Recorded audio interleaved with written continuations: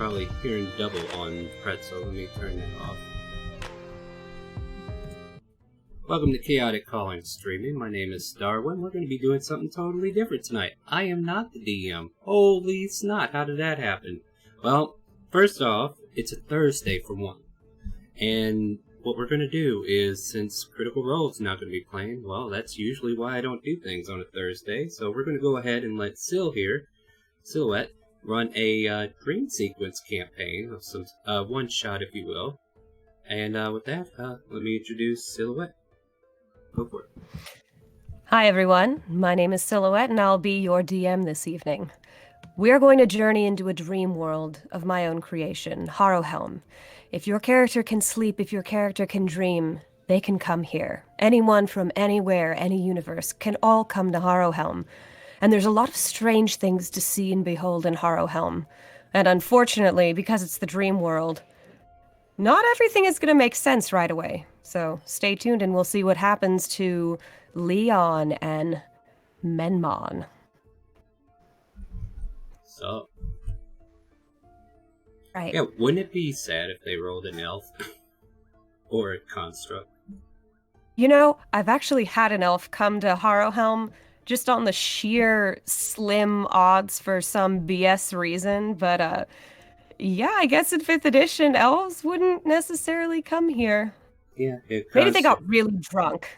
Oh, yeah, that probably, they passed out and couldn't trance. That might have been it. Alright, well, yeah, what do you need from us? Anything, or how do you want to First start? thing I would like to ask my players to do is in your Roll20 game, please change your avatars to your tokens or your characters as you would. Yeah, that's right. Let's see here. All right. Second thing I would like to do is I would like you to go into your journals and open up the file Opening the Mind. I'm going to explain everything to you. All right. We'll let that go. Special things. Filtered by the mind of the dreamer, they can become many things. Prophecies, stories, warnings, and even forgotten things. When playing Harrowhelm, remember to suspend your disbelief. Dreams are ruled by fickle laws that your own mind creates. Follow your instinct, but abandon waking reason because you will not need it here.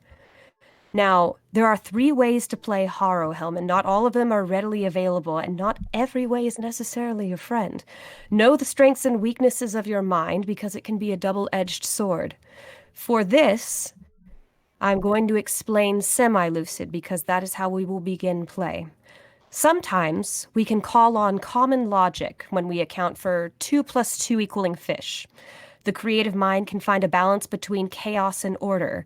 This state of mind is called semi-lucid, which means we will be playing half to the rules and half to, quote, my game, unquote.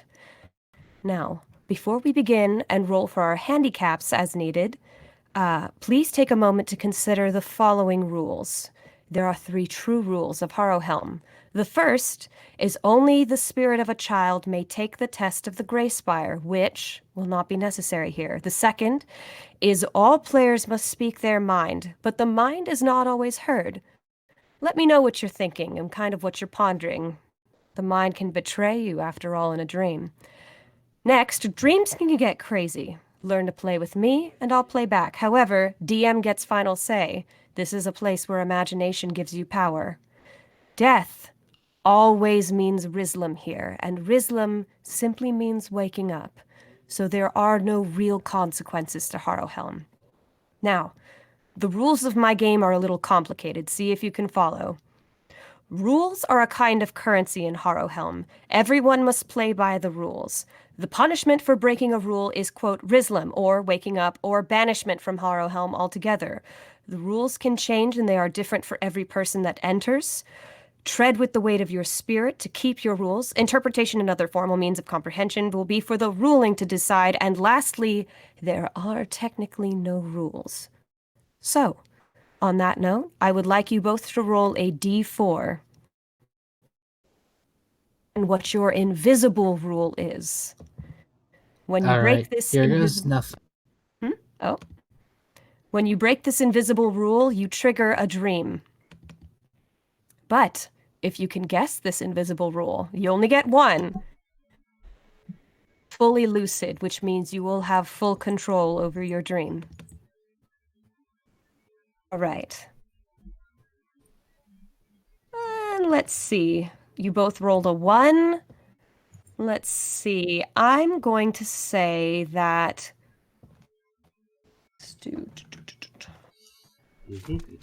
Leon's handicap is... Let's do...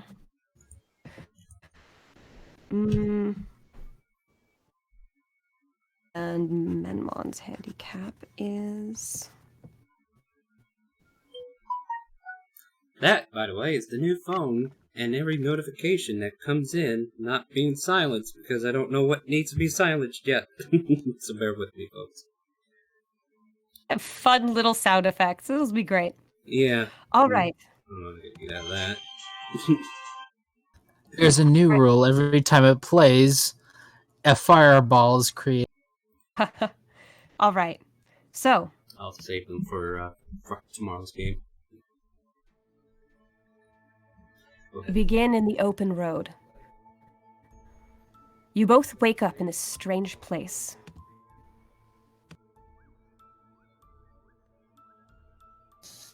Right? You find yourself waking up in the middle of an open road. A strange forest spans both sides of the road you stand upon.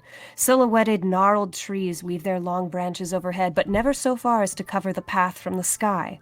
The sky itself is a kind of twilight with a strange pattern to it. Kind of like a strange holographic folder you used to see kids run around with in the 90s. You suspect if you look... Yeah.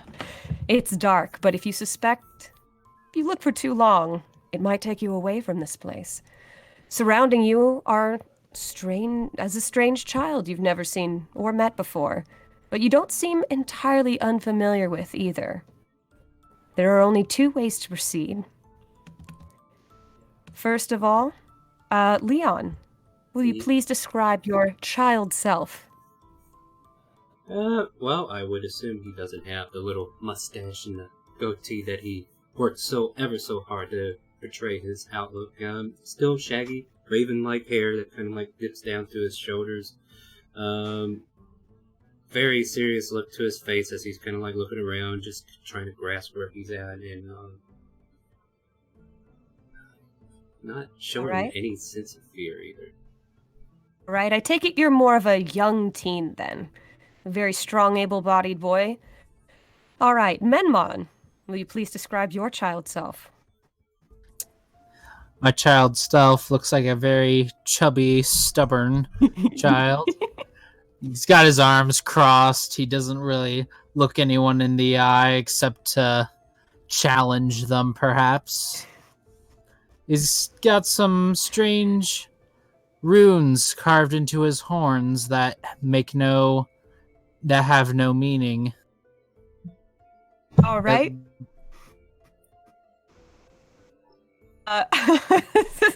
Imagine just as so angry. All right, well. Are you a tiefling? Is that what I'm seeing? Correct. Alright, well, I'm just a plain old human. Right. You both don't exactly know where you are, but this isn't exactly strange to you. Dreams, after all, do take you to strange places frequently. So, the way behind you. Which way do you proceed? Someone's behind me. Yeah. Behind you, if you say. Seems like there's only a couple directions that are open to us. I don't suppose we would want to even go through these woods. Is it north and south or up or down? It's just whichever you... forward and backward. I guess that's a fair way to look at it. Forward or backward, friend? What do you think? Backwards. I want to see this guy, whoever's following us. Well then, by all means, please start the travel and I'll be right behind you. All right. Turn and for around. The first time in all of Harrowhelm history, you travel backwards. And sure enough, the tiefling boy starts walking backwards. Doot, doot, doo. And Leon, going backwards, Are we literally walking fall. backwards? You both walk backwards. Oh, so our back is going forward, but we're walking backwards, is what I'm imagining. Is correct. Okay, so, when I said we were going to go backwards, I did not directly think this was how it was going to proceed. However, I mean, it's not an inconvenient way to travel, but not the way, back, can we even see anything? Try to look over my shoulder. I heard the stories of the greatest fighters. They don't even need to see to know where they're going. Yes, fighters, huh? Okay, well, do you see anything, fighter? Nope. Fair enough. You both are taken to a place. Your tokens over here. You walk backwards to the crossroads. And the layout is right over. No, this is my game, guys. I don't have control. All right. Yeah, drag you. Oh, where are we supposed to be? Down here. All right. If you hold Shift left click, it'll move the map where you want us. I'm learning something too. Yep, I'm here to teach. I'm learning. All right. So, you come to a fork in the road. There are a couple ways to go. Standing in the northern nook of the junction is a crooked signpost with several pointed planks of broken wood. A doll-like girl with curling golden locks and painted blue trim on her cocoa frilly dress stands looking puzzled at the signpost. Beside her is a strange toy, and above her is a marionette's crook upon the slender point of an ornate handle, kind of like a parasol. She notices you all with glassy, pupilless eyes. And this, my friends, is who you see. Sounds like a lovely child.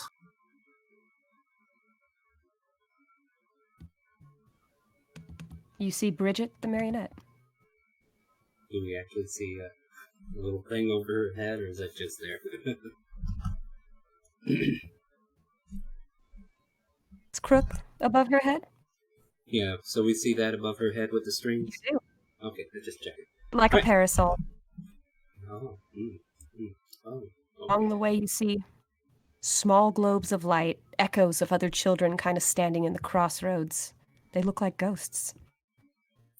Yeah, this doesn't remind me of anything at all. Shall we go and check on these... Oh, well, I mean, I have seen stranger creatures, but should we check on her anyway, nonetheless? She's not a strange creature, she's a friend. Obviously. I'll, concede to your point, sir, and, let you continue at point.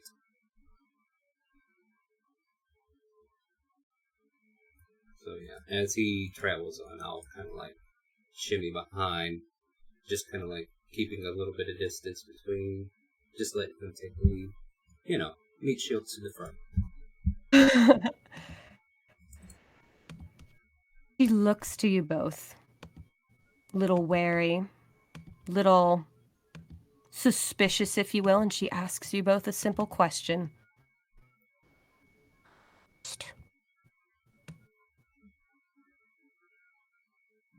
that again? You lost. Did you not hear me the first time? Oh, no. Obviously did not. Hi, my name's Leon. Kind of take a step forward just to get a better look at her. I don't know about being lost, but that sign sure isn't helping any, is it? No, it's not, isn't it? It just stands there like it knows things. And she looks at it suspiciously. Yeah, I share the sympathy and stare at it as well. Is there, anything readable or no? Notice the sign starts to sweat because it's kind of uncomfortable at being looked at. Oh, this is actually kind of fun. Let me get a closer look. So yeah, I will go in closer. You see the crossroads sign. It's quite simple. It points in 4 directions, technically. You have Traverse Town, Toontown, Tinseltown. However, the one that says Trinket Town is scribbled out violently. I take it people don't like going to Trinket Town? Maybe the sign's me. just wrong. I'm sorry, go ahead. Tinseltown. Maybe Tinseltown is Oh, scribbled out Tinseltown. violently. Okay, I was about to say. They all start with T's. F my life. Okay, so Tinseltown. So, I mean, we came from the south, though, right? According to our own logic, I guess. I mean, you came from that way, Ye- and then you went This way, and she points up, and then she points left. but you seem to want to go That way, and she points in all directions. Oh, well, I am a little bit That over way this. looks fun, but what if we wanted to go up instead? up. Well, you'd need a ladder. Do you have one? No, but I know someone in Traverse Town who does, Precious. Isn't that right, trolley? And then the train's like, doot, doot. Wait, there's a train here too. What's a train? Okay, so wait, there's a ladder and trap. Why do we need ladder to go up? Well, I mean, it does make sense, but Well, that's only if you want to go up. I mean, he wants to go up. Something Let me show you guys. something up, I think. I don't know. Just up makes sense to me. I wonder if this sign there you go. knows. There. She is. What are we looking at? I don't know. Maybe the sign knows what's up. Hey, sign! Do you know what's Sign up? looks both ways. He has no idea what's up. I mean, all the directions are pointed to, just not up. If you think the sign's suspicious, why don't you take it with you? I don't know. He doesn't seem to like attention. I mean, look at him. He's sweating. Maybe The sign maybe is he's like, guilty. nod. Yeah. Maybe I mean, he is. Did you do something? And the sign just kind of shrugs. It seems to be a victim in all this. I see. So maybe somebody sabotaged you, friend? Is that what happened? Sign remains silent. Did somebody point in the wrong direction and send somebody not to Tinseltown? Oh, that's a bad thing. What's in Tinseltown, by the way, if you don't mind me asking? And stays quiet. Bridget, however, seems to get a little nervous. Nobody really goes there. You catch me? I mean, I could catch you, but you look like you're being held up pretty well. She kind of realizes that, oh, you're right, she is dangling 6 inches off the ground. She kind of gets back down. I mean, yeah, I get your drift, yeah, totally. So, going to Tinseltown is something that's not highly advised. Did somebody get misled to Tinseltown, accusing the sign? Maybe. Only the sign knows. But I do know the other places. Oh. I'm from Trinket Town, but I don't like living there because everything talks. That way is Traverse Town, and my friend Phantasmo lives there. But then everybody else is stupid because they talk. And then that way goes to Toontown. That's where my friend Stella Lou lives. But I don't like going there because everything moves. Yeah, everything seems to do something, it seems. She turns up her nose. Well, where do you like to go? Or do you just like to stand here and look at the sign? Do like standing. She feels a little called out. it's clear to see she's not standing around. She's hanging about. I can see that. Not again! And she, like, kicks her feet. She can't reach the ground. Oh, it's okay, it's okay. I'm not trying to say that's a bad thing. Like, you're literally and quite figuratively hanging around. It's okay, it's okay. Now, the sign, it intrigues me for some reason. Like, so Tinseltown is just shaded out because nobody should go there. That's the consensus, right? It's lot of bad things there. Yeah. Lot of bad things, precious. Yeah. Sounds like... But if we go there, we'll be able to just... What? No? No? What do you mean, no? Oh, no. I wasn't discouraging the thought, friend. But I'm just concerned that if Friend?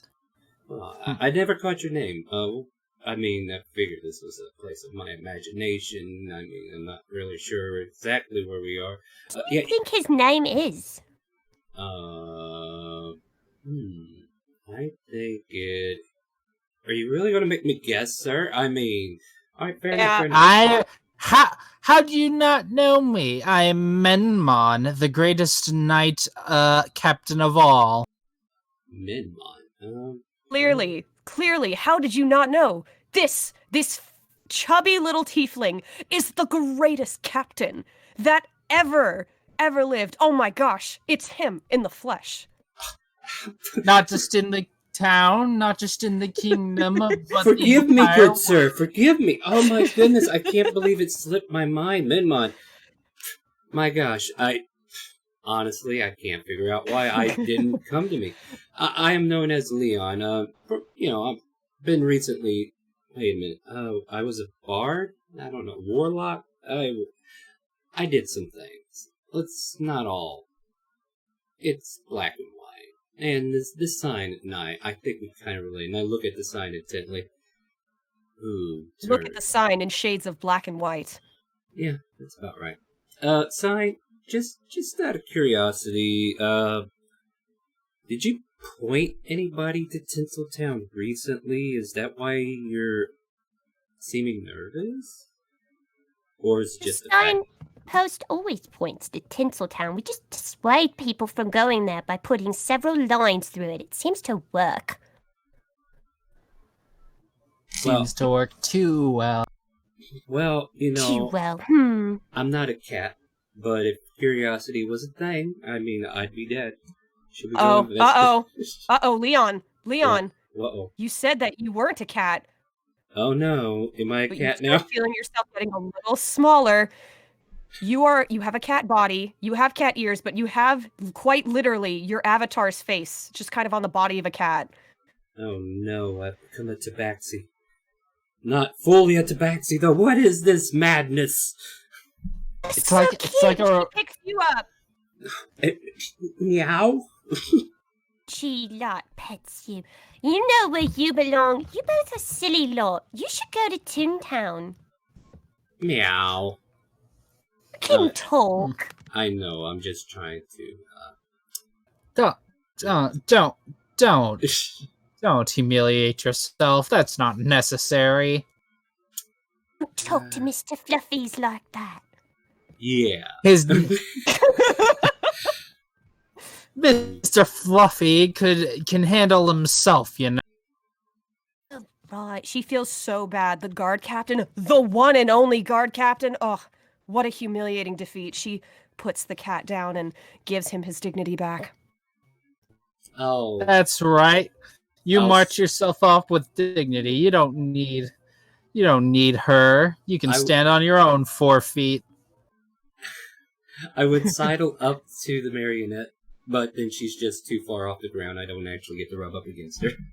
Oh, you keep making me fly higher. Ah! Oh, no. Yeah. Anyway, this seems to be a problem. So, Toontown you recommend? Mm-hmm. Well, Sir Knight, captain of all captains, shall we head to Toontown then?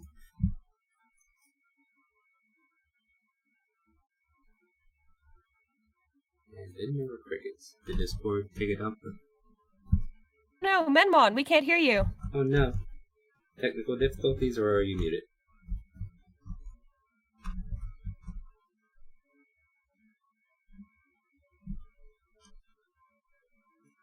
One moment. I think Mr. Evil's Discord is acting up. Please give us a moment to see if he is still here, or if he got cut off, or whatever. Maybe his mouth ran away with the spoon. With the spoon, you say?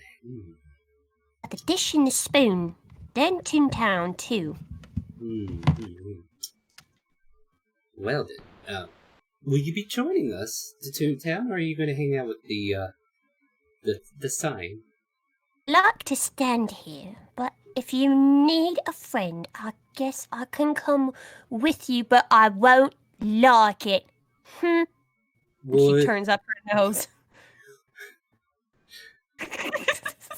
And I'm sitting here thinking, well, what if I let you carry me and you could pet me the whole way there? Would that make you feel better? Anime twinkle in her eye, and she looks at you like you just offered her something she could not possibly refuse. Yes, that's what I thought. Then please, by all means, carry me. All right. I'll be your precious, if you don't mind. All right, let's wait for Mr. Evil to come back. Alright, Mr. Evil And is in that room. Alright, are you with us, Mr. Evil? Sorry about that. Discord decided to disappear. Yeah, no. welcome back. You guys are headed to Toontown. You guys persuaded Bridget to come along with you, and now she is carrying Leon, who prefers to stay in his cat body, along the road to Toontown. She can hang up. And And thankfully, along the way, Bridget's feet managed to touch the ground. as long as she moves. All right. Well, you can move, Bridget. She holds the parasol above her head. The toy train follows you guys along. And you march!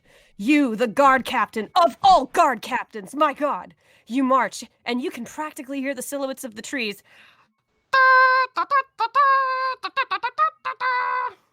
Just parading your every step. Good god, this man, so famous. Seems And like you they don't guys hear on come I'm sorry. to I am. Snazzy, Dazzy, Toontown! Please begin play here. Alright, so where do you want us to park? Right up here, between buildings D and E. Alright. Shift left click and it'll center us on here, but I think I see where you want us to go. Right here. Right here.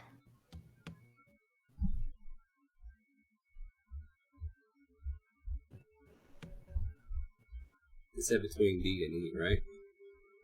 Buildings D and E, right up here. D, E, and G. There should be a strange little... Oh, wait, there's two D's. Okay, I was looking at the upsides. Yeah.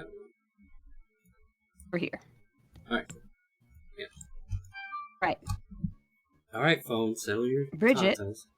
Comes with you. All right. You guys have come to Toontown. Harvey Town is lined with bouncing buildings and happy faces. All players who enter Toontown are now shaded and drawn in a unique animation. Everything in Toontown comes from the Equels. All the color, all the life, and every bizarre character running around. But where does the ink come from? All right, you guys are free to explore. This is quite a colorful place. Don't you agree, Bridget? She's still with us? Oh, there she is. Okay, I was looking for She's Mr. drawn like Evil. a strange Disney character, and she's bouncing, and everybody's super animated. Mr. Evil, we will need you as well. Are you still with us, Mr. Evil? This god has rejected your evil and has sent you on your way, sir. He's so famous, he doesn't even need to be here. I know, all these trumpets, and they were all sounding for him.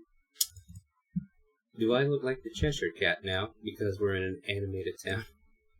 Well, if that's what you want to look like, by all means. All of a sudden, I get this strange smile on my face, and I look like a tabby cat with many stripes.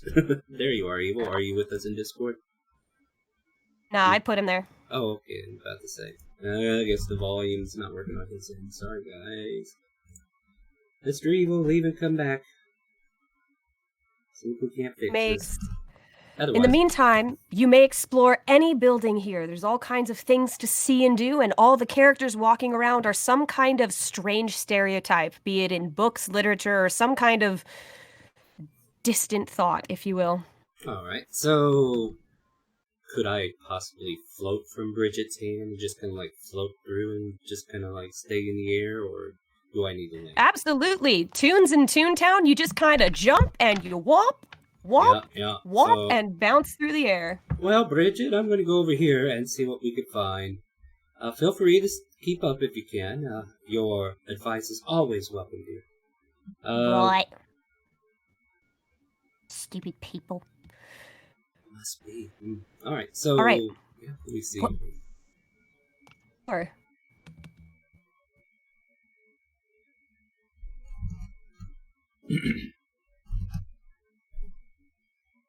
Sorry, did we miss something? would you like to explore? Yeah, I'm kind of just looking out at this central area. Is there anything I see in particular, or does it need something from me to trigger? No. You got the description of the whole place, big, pretty, bouncing buildings. If you want to check on one building in particular or ask about a certain character, say the letter and I got you covered. Let's take a look at W there, since it's like straight in front of me, and I'll just kind of like mosey over to it and just kind of like staring past my tail as I look over at Bridget and be like, "Meow, what's this building about? Do you know anything?" You see a rather... This building smells like the salty sea air, and it's kind of built like a strange shanty kind of place. However, there are no lights on inside the windows. You suspect this place is closed. Bridget takes a long, hard look at this, and she... and her eyes just kind of like really strain out of her skull and just kind of hit the wall. And then, like, do that awkward, like, floppy thing where they, like, check the whole wall and kind of look at everything, and then they back into her eye sockets, and she's like, Looks like wood to me. Great perception check, bro. Obviously, you are a seer of all things, my friend. Yeah, so, sea air, that can only mean fish. So I jump on, like, is there, like, a window sill that I can kind of, like, look into? oh, absolutely. And I'm crawling on that little windowsill looking in. Do I see fish? You know what? I Is don't there know. fish in that building? Yeah, is there fish in this building? Because it smells like the sea. If it smells like the sea and you think there's fish in this building, there's probably fish in this building. However, the window is locked, but you do see an anchovy plant on the windowsill. Golly, what are the odds? An anchovy. Is it a fish market or is it a market for fish? It's a good question. Bridget ponders. All right, Mr. Evil, did you understand? Did you hear what's going on in Toontown? Barely. All right, so allow me to read you the description again. This topsy-turvy town is lined with bouncing buildings and happy faces. All players who enter Toontown are shaded and drawn in a unique animation. Everything comes from the inkwells, all the color, all the life, every bizarre character running around. But where does the ink come from? Better question.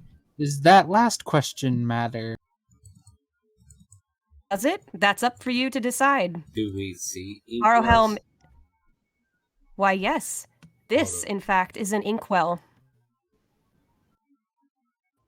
Huh. Well, go ahead and examine the inkwells, good captain. I am going to see if I can find a way in. This is a lamppost beside it. All right, Menmon, the great captain. You walk your way over to the inkwell, and you see a rather serious something that does not bounce to the music, does not have eyes or a face necessarily, and great puddles of ink are kind of loosely spilling out and kind of puddled on the side of this place. You stare inside the well. Dark is the night. There is no bright colors coming from this thing.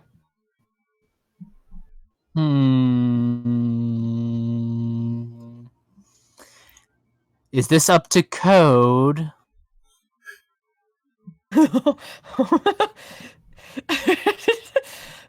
Good golly, you don't know if it's up to code.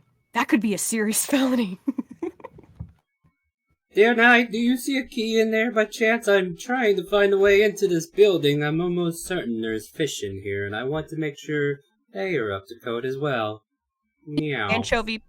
The anchovy plant on the windowsill that you've yet to acknowledge holds abnormally still in fear that you might see it.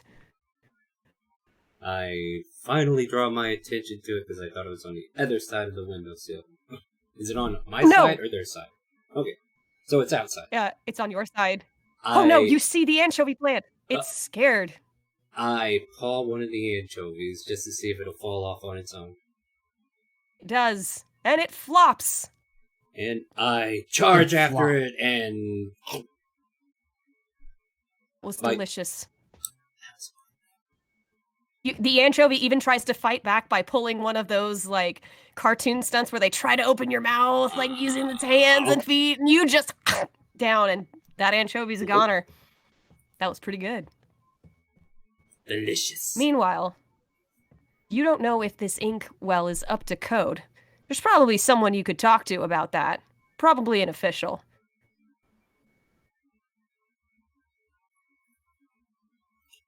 And the crickets. Oh no, Mr. Evil! Are you muted, good sir, or... Yeah, we can't tell. Like, just quit talking there. Yeah, so this board is being interruptive. Our apologies, friends. Mr. Evil will chime in as soon as he's able, I'm sure.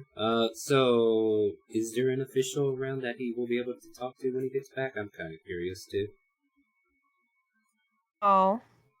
Oh, he totally crashed. He's out of Roll20 as well. Internet problems, my friends, am I right? You know what? Since he's over there eyeing that ink well, I'll continue to eye this building. Just all right. Give us a focus, I guess. It walks to this intersection and kind of looks around. Is there anything interesting over in that direction, Bridget? I think I've had my fill of this place. Thank you, plant. Wander off. I remember the fairy gardens were somewhere around here. That's what my friend is. A fairy god, you say? Fairy garden. Oh, garden. My apologies. There must be cotton in my The ear. fairy godmother lives over there. And she, like, points in an ambiguous direction. You pass by strange buildings and all kinds of... And she's like, oh, there she is. Oh, well then, hey, let me just follow along. And Bridget points to the little moon fairy that you see before you. Here... What is this, by the way? Is that anything significant? This is one of the many characters of Toontown. Would you like to roll to see who it is? Oh, this one right here that I've been pointing at? Okay. Yeah. What do I roll? Roll a D100. Oh my. D100. So they have no face until we roll. Interesting. 14. Right.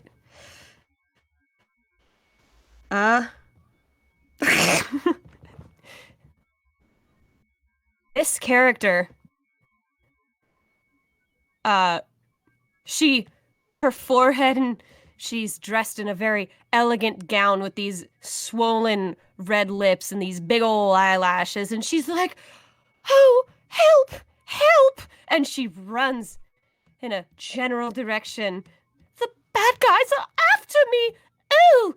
And she turns a corner and she's just like, oh, hi, Mr. Partridge. Oh, my! And she just keeps running. Way in general directions. General... Well, I mean, those are cardinal directions. You're, help. Hard to help somebody when they're not going to stand still for you to talk to. Bridget, should I be concerned with that, patron of this place, or should we just The talk fairy comes right up to you. Let me see. Let's show 2 players. You see this one fly on up to you and kind of stare at you and look at you a little too close to comfort. I look back And just she says, as uncomfortable. Oh, hello! Hello, I've never seen anything like you in a while. Or... You don't know me? Oh my gosh, I'm Stella Loon. Oh my gosh, Stella Loon? That one character in that children's book that everybody had when they were little? Oh my god, this is her. This is her in the flesh. That was... I thought that was Fairyton. Well, of course I've heard of you. I must have misheard that story. I swore I don't know where it came from. I should have known you right away, Luna. Miss Stella Luna. I know you, Leon. Oh, that's alarming. How do you know me? Most people who read my book, I kind of know who they are. Funny, I should probably throw that book away. Well, that's good to know. So, what's so great about Toontown? I've been noticing these inkwells, and I think my other friend is still over there checking to see if they're up to code, but I don't know. I'm just making small talk. What do you know? Well, this is a very peculiar place because everything is drawn with ink here. So you need to be careful about those inkwells. They can be very dangerous sometimes, you know? But Toontown is a really fun place to kind of get your bearings around here. And she kind of pulls off her head and bounces it like a basketball, rolls it up and down her arms, and puts it back on her shoulders. Ooh, can you stand on your head? And I just have that mental image of, like, the Cheshire Cat standing on his head. Oh, you are doing it right now. Yeah, see? Perfect balance. Well, I better put that back where it belongs, though. It's a pretty handy skill to have around here, you know. Well, I am used to having many skills, so yes, that will definitely help in the future. I think. Many skills? Oh, and she kind of circles around you. You wouldn't happen to be a real child, would you? I am at the moment, yes. Oh, Well, that's no fun. Does that mean then Hasmo put you in charge of looking for the sun shards yet? So, I've really had no conversation of any sort at the moment, so... Bridget! Maybe. And Stellaloon turns to Bridget, who's at the moment kind of like, she's like kicking rocks in the road and kind of making a hole. Uh-huh. You didn't introduce him to Phantasmo. The moon's gonna come out. No, I didn't, because I thought they were tunes. They was famous, you see. One was a cat, and one was a... I don't care if they're tunes or not. They need to be careful. They need to be careful if the moon comes out. Yeah, moon. What happens if the moon comes out? Stare up at the sky. Bridget points up at the sky, and you notice that for the first time, you're kind of seeing yourself in the third person. It feels like you're kind of in a shitty 5th grade play with like a winch above you with a clothespin on it. One's empty, and you see the beginning of a crescent coming out on the other side of the stage. Yeah, so that thing is coming out. What happens? Harrowhelm becomes Harrowhelm, and that's when you really have to run. Yes, this form will not allow me to run. Can I, like, think back to be my normal self now? You're back to normal Leon. Well, child Leon, that is. Yeah. But a cartoon nonetheless. Well, this is very animated, and I'm studying my hands and everything. But, horror? What happens in horror? Like, do I need to Eldritch Blast something, or sing it to death? I mean... Well, I mean, I guess you can sing anything to death. Just, I'm not really the best person to kind of explain this. Oh my goodness.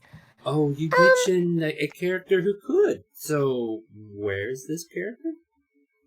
Oh, forgive me. You're looking for, What's a character archetype that knows everything? It's usually a wizard type person? Some elderly gentleman, maybe? Someone who's been around for a while? Of course. The insightful old man. Yeah, that guy. You're right. The insightful old man. That's such a great idea. Why? He is over here. Well, let's go pay him a visit. Bridget, lead the way. And don't Why get do too... I have to go everywhere? Because you make a great meat shield, I whisper under my breath. And so you see one character archetype, the insightful old mentor, talking to another character stereotype. You see him talking to the roll a d100. Oh, I love rolling dice. Oh, D100. Oh wait, that's 1,000. Back up. All right. Getting too excited with them zeros.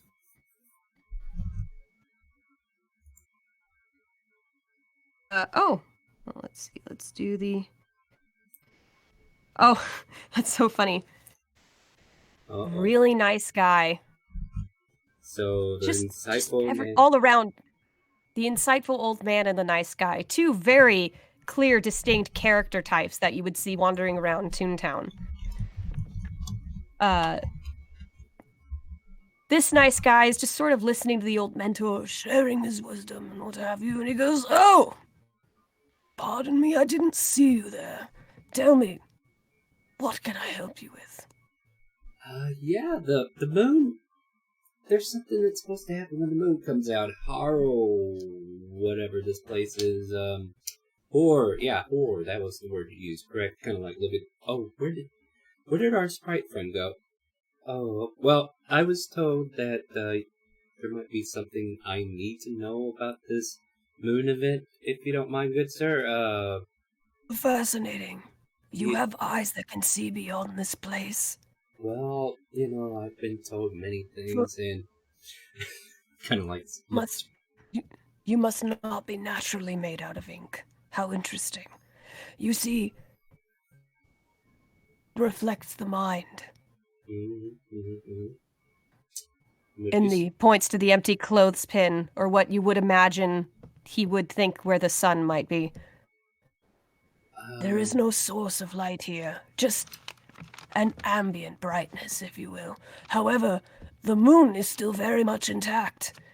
Once that comes out, the other side of your mind, which we all currently exist in, will rear its ugly head. I'm afraid when the sun is out, things are much brighter, more fun, but every coin has another side. Sun shards. She mentioned sun shards. Does that mean anything to you, sir? There is a tale of a being in one of the other towns who knows about that. He asks almost everyone who comes here for help.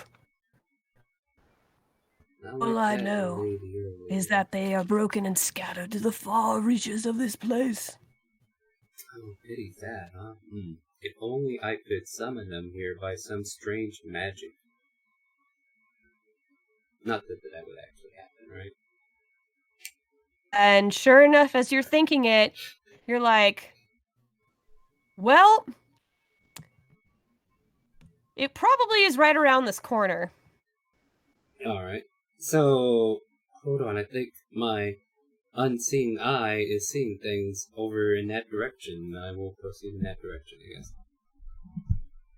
So... Sure enough. Walk further into town. And you get taken to another place. Please begin play. Over here. Hold on, I'll put my quarter in just a second. Where'd you be? Okay. Lower right-hand corner. Gotcha. Alright. Yeah, and I look behind me. Is anybody still with me? Stella Loon stayed in Toontown. However, Bridget came with you, and she seems to kind of breathe a sigh of relief. And you are now in Traverse Town, which I will explain to you in just a moment. Let's see. This is the way station to dreams in Harrowhelm. This lazy twilight town is lit by the warm glow of street lamps, transient souls, and big smiles. Whether dusk or twilight, this place is always dimly lit, and it is very easy to get lost here. This is much more a suburban environment. No tunes.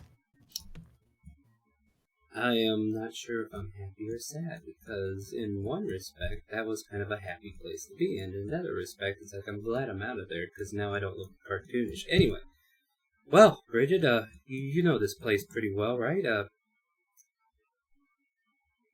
Mean, and she like goes up to a building and kicks it. Yeah. Guess. Stupid. So I will kind of like look at the building she kicked and be like, okay, so what am I looking at? All right, building K. Let's see. Oh, you found the bank. This is a great place to keep your money. Surprisingly, the double doors that go inside seem to show you some kind of strange goblin sitting at a desk, and he seems immersed in counting a thick rope of strung coins. You notice he constantly, as he counting, he seems to like, what? And then he seems to lose count. He never can seem to get further than 3 feet down that large rope. Well, doesn't that seem problematic? I guess you're right, Bridget. That is kind of lame. What else? How did we even end up here? Like, I just walked one step out of Toontown and then the scene changed. Or is Your it mind. my mind? Oh, Okay. She like pouts and puts her hands on her hips, like you should know this. Oh, yeah, and I'm just playing the ignorant one. Yeah, that's what it is. Okay. Well, all right. I mean, okay, so the name of this town again was Travistown. Travistown, and there was someone here we should meet. Is that what we were doing? This way. Okay. And she takes you. Bridget, did down I ever this tell place you you how helpful you are? I hate being helpful. And she brings you down a way. She leads you through big buildings, small buildings, the spirits of all kinds of like children and people just kind of coming in and out of this place, and they dance and they laugh. You come by a strange cottage in the middle of this suburban environment where you meet this guy. And let me show you what he looks like. Hello, this guy. All right. Great baptismal in Travistown, of all places, my friends. All right. You see a very tall skeleton with an even taller hat in a very ugly striped suit. He carries this warm, vibrant energy about him like you're reuniting with an old best friend. And he is so happy to see you. And he straightens up and his head jumps up and spins around and he grabs it and puts it back on his shoulders and he... Well, I'll be... Great Phantasmal, is that you? Leon! And he opens his arms like he hasn't seen you in forever! You're telling me. And he spins you around and he okay, sets you down. Yeah, okay. Oh, okay, I'm okay. And do a little wobble. All right, yeah. Sir, good sir. Well, how have you been? Tell me. How's life been treating you? Well, same as last time. I've just been standing under this light post here. Oh. And he tips his hat, and you see a very awkward duck underneath his hat, and he puts it back on his head. There's been a lot of weird things happening here. A lot of new faces. It's hard to keep track of everyone. You're telling me. I lost track of a couple just now, but at any rate, Great Phantasmal, is there anything I can help with? Like, I feel like there's some kind of, I don't know, plot to this? Shards. Somebody mentioned shards. All right. Let me see this thing. Let's see. Wow. I don't know if I have this listed. Well. Uh-oh. He turns to you and he goes, if you'll hear me out, this is how it goes. Yeah, dude. Phantasmo, you know me. I'm always out to hear you out. Go for it, friend. Well, The light that keeps us Harrow will turn horror when the moon arrives. The sun is missing. Someone stole it from our beloved sky. And Bridget chimes in. We've tried to hang Phantasmo from the sky, but he's simply not bright enough. Yeah. Then we lost the keys to the... Then we lost the keys to the castle, and, well, this whole disaster has just been quite the chapter in my book. Well, will you help me, Leon? Will you help out this poor mad soul? We must find the sun shards. I suspect they could be anywhere if you see the sunshine. You'll know when you're close. Oh, and do hurry! I'm really counting on you. I pull out a big old book called Quest Log. I was like, I don't know. Let me see if I can fit you in on all these other sites. Of course, Great Phantasmo. I will definitely get right on that. How about a bit of information first? Do you know where these shards might be located? And I say might because I know if you knew, you would already have them, right? That's right. And in your quest book, you see the next item on your quest is called Chase the Morning. Oh, wow. And a sun shard would be nearby if you see a radius of bright sunlight. You can't miss it. But they could be anywhere here. All right, Phantasmo, settle down, my friend. I don't want you to get your head in a tizzy. You know how you are, good friend. Bowtie like spins around and he stops his head from being in a tizzy. Good job, friend. Good job. All right, so somewhere where radiant light could be hiding. So I just need to keep my eyes out for not literal eyes, and I kind of like hold my hand with my eyes so they don't pop out. Okay, good. You succeed. Good. All right, yeah, I will keep an eye out for your sunlight. And I will, I guess, start exploring. Bridget, dear, I don't suppose you have any clues of information that would help your good friend Leon out, would you? You see the little Debbie Downer just kind of like her shoulders sag with this just constant defeat. Well, if I had to guess, I've seen sunlight in a few places. I have. I remember there was this one place. Of course you. In Toontown. I went to visit Stella when the moon was out. You see, Toontown is one of those places that doesn't necessarily change as bad as the rest of this place. And she kind of looks around and Phantasmo, his knees jitter. Yeah, I kind of get that message. So we should try looking. Maybe our friend Mr. Evil, or Minmon, I should say, might have found something out if we go back to Toontown. I mean, he was investigating one of them wells. That's right, he was. I've also seen another... I think I saw one somewhere here in Traverstown. Wait, an ink well? This definitely doesn't look no, like at daylight. The shard. Oh, the shard. Yeah, okay, I'm with you now. That's well, right. Bridget, you got the way of it. So let's see. So if you saw it here,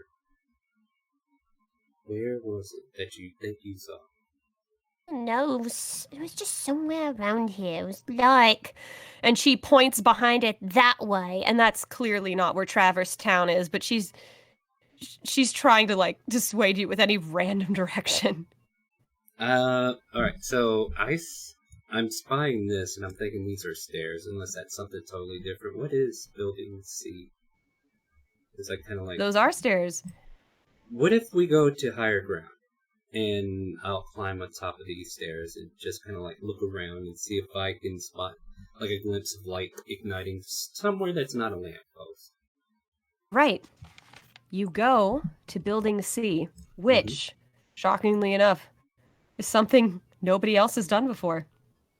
I do love being you get a great view of the city. Perfect place for a kiss or a nap, probably not both. Oh, you look down. There's a small key on the floor. Wasn't I looking for a key earlier? I picked it up.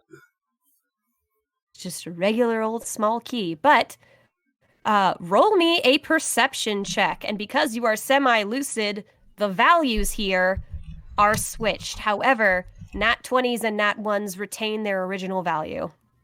Alright. So I would roll his perception check. Okay. That's right. I did enter in a bunch of information and got them updated, so let me just roll perception. So we will click this button. Get a 91? No, 19, whatever you want to trade. Oh, what a crap roll. Is it? Alright. So in other words, I would have wanted a 4, right? Is that what you're telling me? All right. values are switched. So right. 19 is the equivalent of a 2. Gotcha. So he's looking, he's like, I guess nothing. You're scanning around, and golly, you just can't get past this brick wall that you keep staring at. Yeah, so I'm staring at this wall over here. You know, Bridget, I'm staring and I'm looking. I know the city is probably behind me, but I just don't see any sunlight in this brick wall at all. Funny how that happens. Do you see anything, Bridget? I mean, I know I'm looking hard here. She stares at the brick wall, too. Uh-huh. And I'll roll for the sake of it.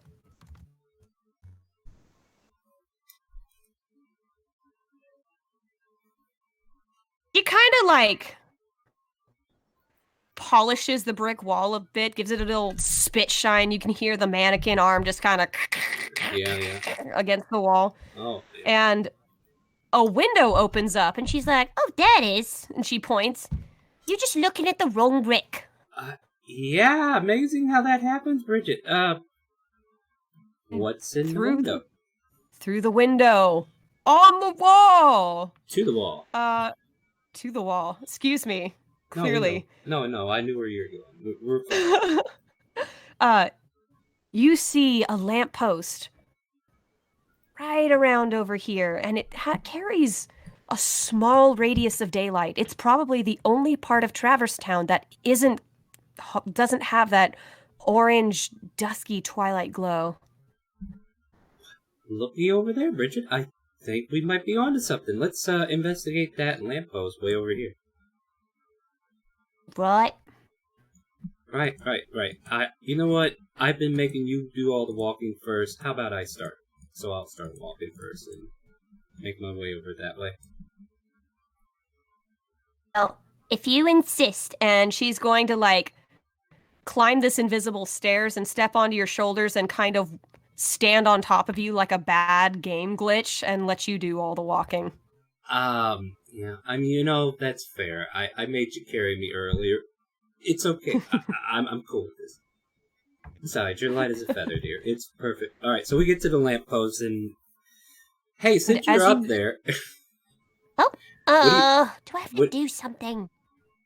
Yeah, I'll move closer to the lamppost, and you kind of like look in. Is there a shard in that thing up there? Do you see anything, Bridget? Oh, where are you? Sorry, I think it's like stuck on a tool. And let me switch back to another tool so that it stops moving. That's so weird. The whole map is moving. Oh, whenever I move Bridget. Okay, so right-click the map. Wait, hold on, let me think. Okay, you might need to right-click the map and then make it the map layer, not an actual texture layer. Because it's probably on the token layer. It's on the map. Oh, there she goes. There you go. She works now. That was weird. Like, as you stand below this light post, kind of looking at this circumference around you, just this broad daylight, it kind of feels like Little Italy vibes of just this beautiful, just sort of suburban town. Bridget, standing on your head, is staring directly into the point of the sun. And if she probably weren't a mannequin, she'd probably get her eyes burned out. And you ask her, do you see anything? And she's just kind of like squinting, staring at this source. Probably a good deal that it wasn't me. No, I don't see anything. You know, I notice it's pretty bright up there, Bridget. Can you just... okay, I got a question before I tell you to do this. Does the shards produce a lot of heat that could burn your hand like the sun, or is it just... Hope not. I will imagine that it is like picking up just a random book. Yeah, that's probably what it feels like. Can you reach in there and grab that shard? You ask her to do so, and so she does. The little marionette hand just kind of reaches into the lamppost and pulls out a book. A physical book that glows with the light of the sun. That sounds logical. I totally knew that was going to happen. All right. Yeah. So if she hands it down, I'll go ahead and grab it from her so she doesn't have to carry. Because I'll hold it for you if you want. I don't want to make you do anything you don't want to. But you've just been super helpful, and I know there's such a drag in this town. But hey, we'll try to fix it. All right. It's fine. We'll figure this out. Yeah. Okay. You're a trooper, Bridget. Honestly, yeah. So I hold on to the book, and clearly this is like a shard in the version of what I manipulated it into. And for as long as you carry this, quote, sun shard, unquote, you now emit a radius, a 5-foot radius of sunlight wherever you go. Look, Bridget, I'm getting brighter as we go. Yeah. All getting a bit smarter. Yeah, definitely. Thank you. That I appreciate the compliment. I'm glad you noticed. So let's figure out where the next shard could be, and then maybe we can make this even brighter. So we need to go back to Toontown, and we need to go and tune in to where that shard could be in an inkwell, right? It's true. That's true.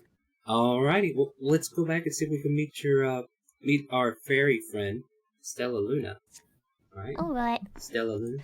All right, so yeah. Do you wanna go on pogo sticks, or do you just wanna walk? Ooh, pogo sticks sounds fun. And as you think about a pogo stick, sure enough, there's a pogo stick in your hand. Well, it looks like the question has been answered. Thank you for putting that out there. Let's go. Boing, boing, boing. And you guys just kind of bounce out of it like a transportation device. Uh-huh. And back in And sure enough, you're back in Toontown! Hey, I knew that right turn in Albuquerque was perfectly fine. Alright, so inkwells. Or maybe... Sure enough, this street sign says Albuquerque. Okay, perfect. Glad we made it. Okay, so Mr. Minmont's over there being guard captain of the month and investigating that inkwell. I think I've seen one that was close to the center of town. Let us point our direction in that way, shall we, Bridget? And then I'll kind of like come back over here and do I still see Stella Loon hanging out? Oh, what's going on? Oh, did you break it? Yeah, but I might have broken it. Oh, it's fine. Where is this one? There we go. All right. So. Oh, did you find anything? Well, I do have this aura that's glowing a little bit around me. I don't know how it looks in Toontown, though. But, yeah, I was informed that I need to check the inkwell. Now, I remember you telling me it's dangerous, but I should definitely check it out and make sure that the shard didn't land in any of the inkwells. So, She thinks very carefully. Just test it with your pinky finger first, just to make sure. She gets a little nervous. Yeah, pinky finger. That's what I've always been... we're going to leave that innuendo at... Yeah, I will definitely keep your... Bye! And I'll say, Bridget, let's go, Bridget. We're going to use our pinky finger for something. Alright, so I guess I'm coming into this, into this cul-de-sac. Yeah, cul-de-sac, that's what they're called. And then there's this big inkwell in the middle where maybe a street lamp would have been. Street lamp's over here. The inkwell's kind of where, it's in the center of the road. All right. So you get to the inkwell. I first confer with Bridget. Like, Bridget, if I touch this ink, does something happen to me? Like, does it redraw me into something, or? I've only heard rumors. I've never seen it for myself. All right, well, Pinky's out, right? Pinky's out. All right, so Pinky out. I'll go over to the inkwell and I'll slowly dip the tip. So you dip your toon pinky into the inkwell. Yeah. And much like the movie Who Framed Roger Rabbit, the ink from your hand that lines your cartoon fades away like dip. And your pinky, you're kind of missing a pinky. It doesn't hurt, but you suspect that there might be more to this ink than you once thought. Bridget, I don't think we should use our pinkies. Oh. Yeah, mine just fell off. You need to redraw that back on. How do I do the thing that you do? Don't know. I'm just guessing. I will pull out the quill that I was going to use for my quest log and see if I can redraw it back on. Sure enough, you have a quill. It's made out of ink, though. It's a toon like everything else, but and your pinky's back. Good thinking, Bridget. I knew there was a reason I brought you, and you're here to keep me from doing stupid things. Thank you, Bridget. All right. Yay, Team Meat Shield. Oh, come on now. You're a beautiful meat shield, and I would never take that away from you. Why, thank you. And she curtsies. Oh. All right. How am I supposed to check an inkwell for Sunshard? Do I see anything glowing in the inkwell? Oh, it's kind of hard to say. That ink is black as night. That's true. What You if? should just jump in. But then I would disappear, Bridget. Yes, and She looks at you deadpan. Bridget, I enjoy your company. I mean, let's be honest with each other, and I appreciate your honesty. I really do. Look, I really do enjoy you. You're fun to hang out with, quite literally. She looks very scolded and like she was caught. Oh, I get it. You were making a jibe. I can roll with the punches too. Don't you worry. All right, so. Besides jumping in, which would probably be dumber than most things, what if I could draw my pinky, maybe I could draw a 10-foot pole and just, wiggle it around? I mean, it might disintegrate. You know what? Let's try it. So I'll try to draw a 10-foot pole. Draw a 10-foot toon pole. Mm-hmm. And then I will attempt to... Mm-hmm.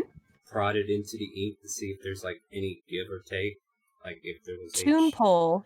As soon as it hits the ink surface, starts to hiss. Well, it's like Roger Rabbit, poor pulp. And now okay. that's a curious thing, Precious. Everything here isn't what it is when it's not here. So how do we get something that isn't like all this into this place without it being like this? And she kind of points to herself.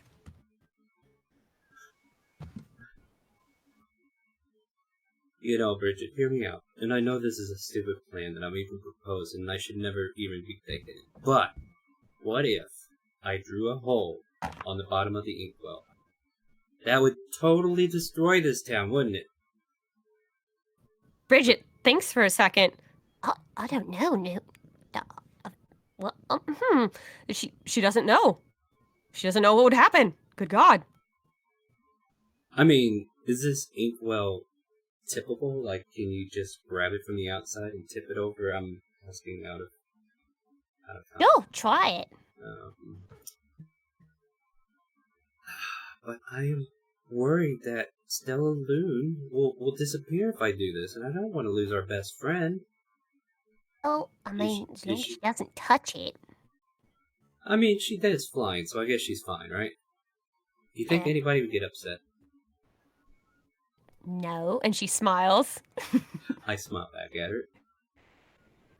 Fair enough. Let's tip this bitch.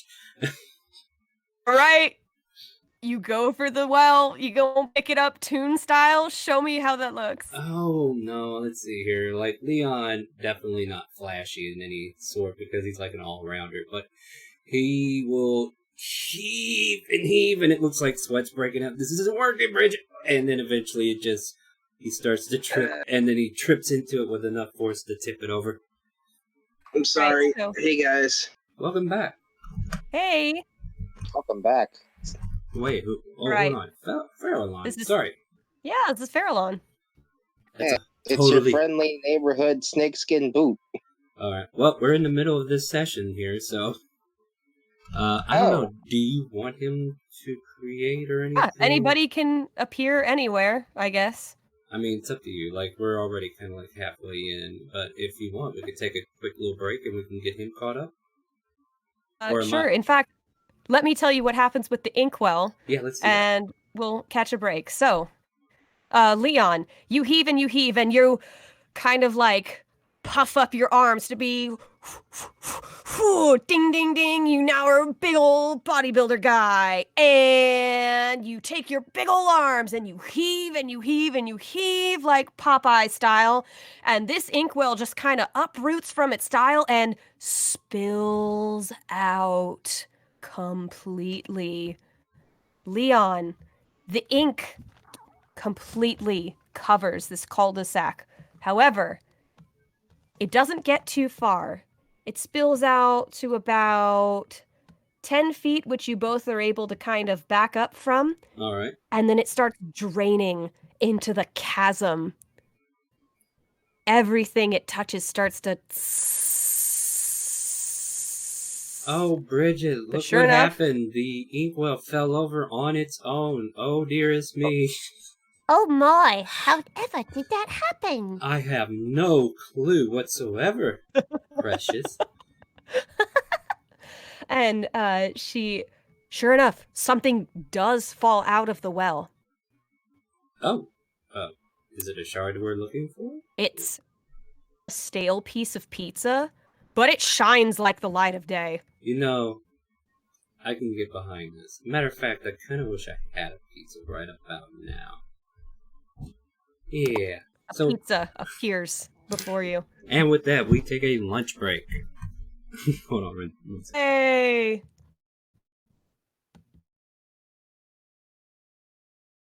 Right, so, Star, what do you think of Harrowhelm so far? I will share my opinion in just a second. I gotta answer somebody real quick.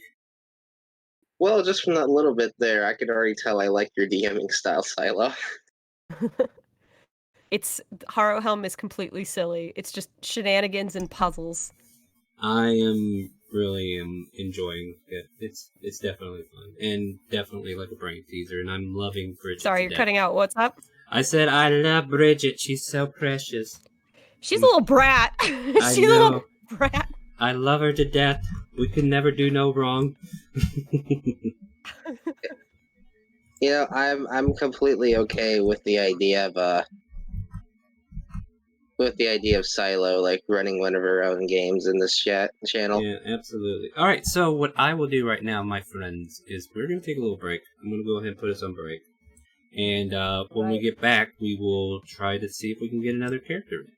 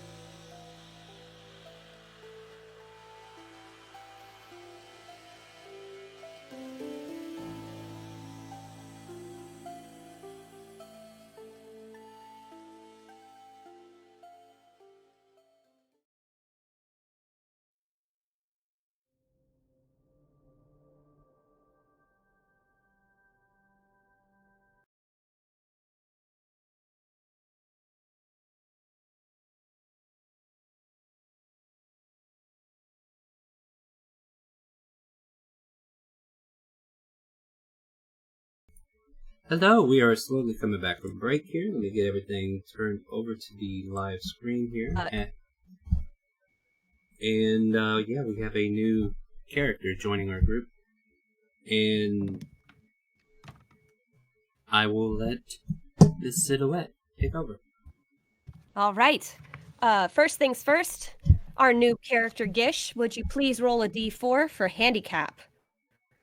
This is an invisible rule that if you break will trigger a dream sequence, and we haven't had one just yet. I don't know how to break the rules yet. Give me a moment. 3. All Yeah. right. A 3. Interesting. 3. I can't do it. I was going to roll my R's or something. I don't know. 3. No.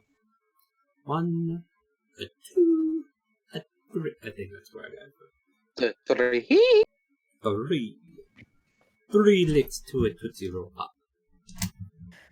All right. So,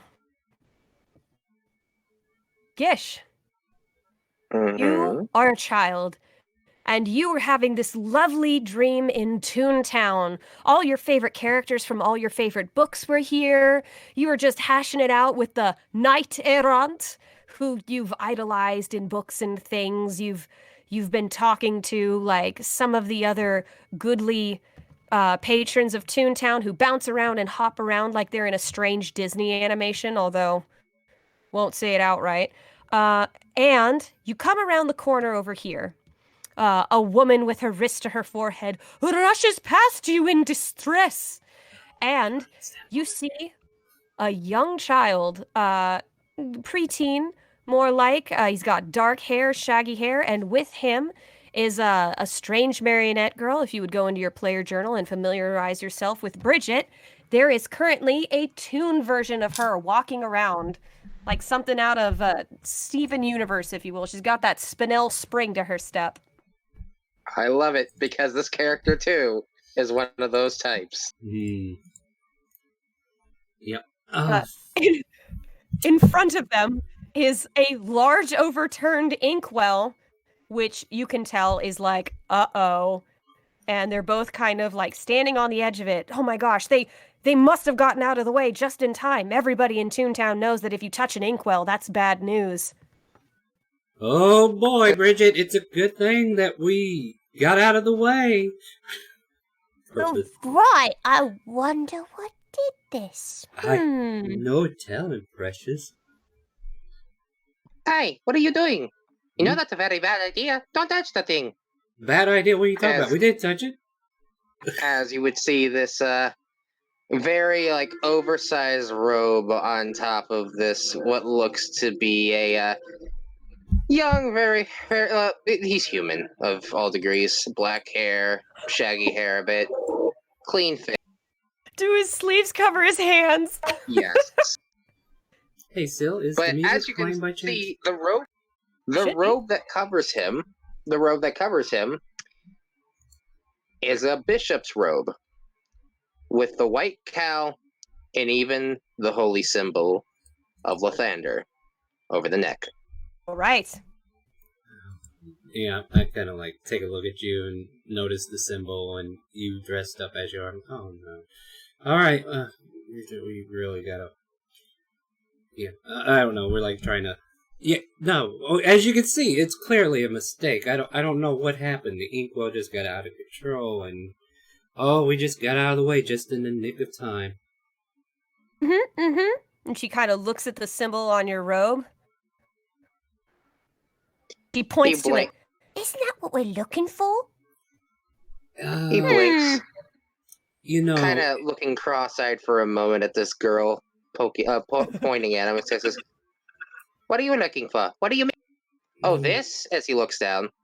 He seems to stare at it for a moment. And he quickly shakes his head and says, "I don't know what you're talking about." Did you say you cut out? I'm sorry. He says, "I don't know what you're talking about," after staring down at blank staring for a second.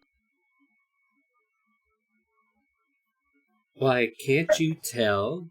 The girl is interested in your iconography, the emblem of something that we seek, these sun shards, but you worship the what did they call him again? The morning glory, and he's purposely just kind of like uh, morning something.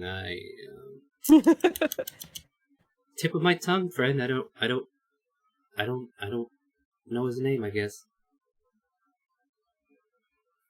Did we lose? There you are. Okay. With that, my character says, "Oh, that's the amulet of Lathander, the one who gave me my... How do I know that? Gave you your cool necklace. Okay, I see. Must be a really talented jeweler. It's definitely in the shape of something we need, but I don't think that's what we're looking for, Bridget. Well, we got this why pizza not? and this book, so... Uses one of her wacky toon arms and kind of... And she reaches for that sun amulet, and she brings it really close, and for whatever reason, the chain stretches, and she takes a really close look at it, like her eye bulges and her little corneas get real close to that little amulet, and she's like, and she really thinks about it as she looks at it. It doesn't Yeah. emit a light, but it looks like the thing we're looking for. And she lets go of it. As she would notice, Gish seems to stretch with it. She lets go, and you kind of boing back to where you were standing. And he readjusts himself as though he's like shifting half his body that got twisted around back into place. He says, "Hi, that's not very nice of you."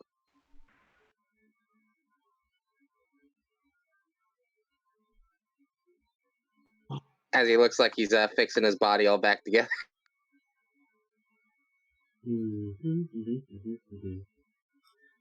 Well, Bridget, I don't think that's the sun shard we're looking for. Well, it was nice. I don't even know your name. Well, anyway, we didn't do that. Points behind them. And we should probably look for hints and clues of where else we need to look, Bridget.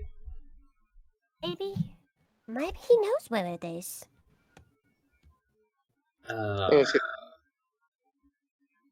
Yeah, he begins running off as like the oversized robe is trailing behind him, the sleeves as well as Kick says, "Hey, where are you going? And my name's not somebody. My name is Gump." And he stops for a second, thinking for a moment, as though he's like just stuck. I mean, not stuck there, but like paralyzed for a second. And he goes, "My name is Gish." Would I know who Gish is? As far as... but clearly that dream logic is hitting you fierce, like bad amnesia. No, well, Gish, I don't guess we know each other. Well, at any rate. Yeah, we are looking for... I'm holding up a slice of pizza that is slightly glowing and a book that is also glowing, and we're looking for things that shine brightly, apparently. They're called sun shards, and if you look up there, and I kind of like point to that empty space with the square cut out or whatever, and that is supposed to be where a sun should be, from what I'm told. And what I understand is we need to go and find these pieces. And if we find these... Well, I mean, if we find these pieces, I don't know what happens. I guess they have sunny days. Gish, if you kind of look up and you kind of third person yourself like people do in dreams sometimes, you notice you're kind of in like a shitty 5th grade play with there's like a winch above you with like a clothespin on it. One's empty, but there's another clothespin coming out of stage left, and it looks like a crescent, and it's kind of peeking out a little farther than it used to be. Oh, and yeah, and that. You know something bad's gonna happen if that comes out. Yeah, and I go into the explanation. Yeah, if the moon comes out, this Harrowhelm becomes Horror Town, and I heard it's a bad thing. We don't want that. Right, Bridget? Right. She kind of like stops herself from squishing a toon ant. I go over there and squash it for her. Here. Oops. As we're thinking about it, for a moment you'd see him like pondering, and then like almost like an odd question mark appears over his head, just like with a rubberite sound as it just twists around to make the question mark. And then an exclamation point is here says, "Oh, all right. Well, maybe I can help you. I do seem to be in a bit of a pickle myself. I'm not quite sure what's going on." As he begins to shake his head a bit, and for almost a moment, you guys see the dreaded tired lines of a heavy alcoholic would have at first before they suddenly go away. Mild alcoholic. Okay. I kind of imagine him actually becoming in a pickle. You are now Pickle Gish. Oh God! All right. Your words are logic, friend. Pickle Gish.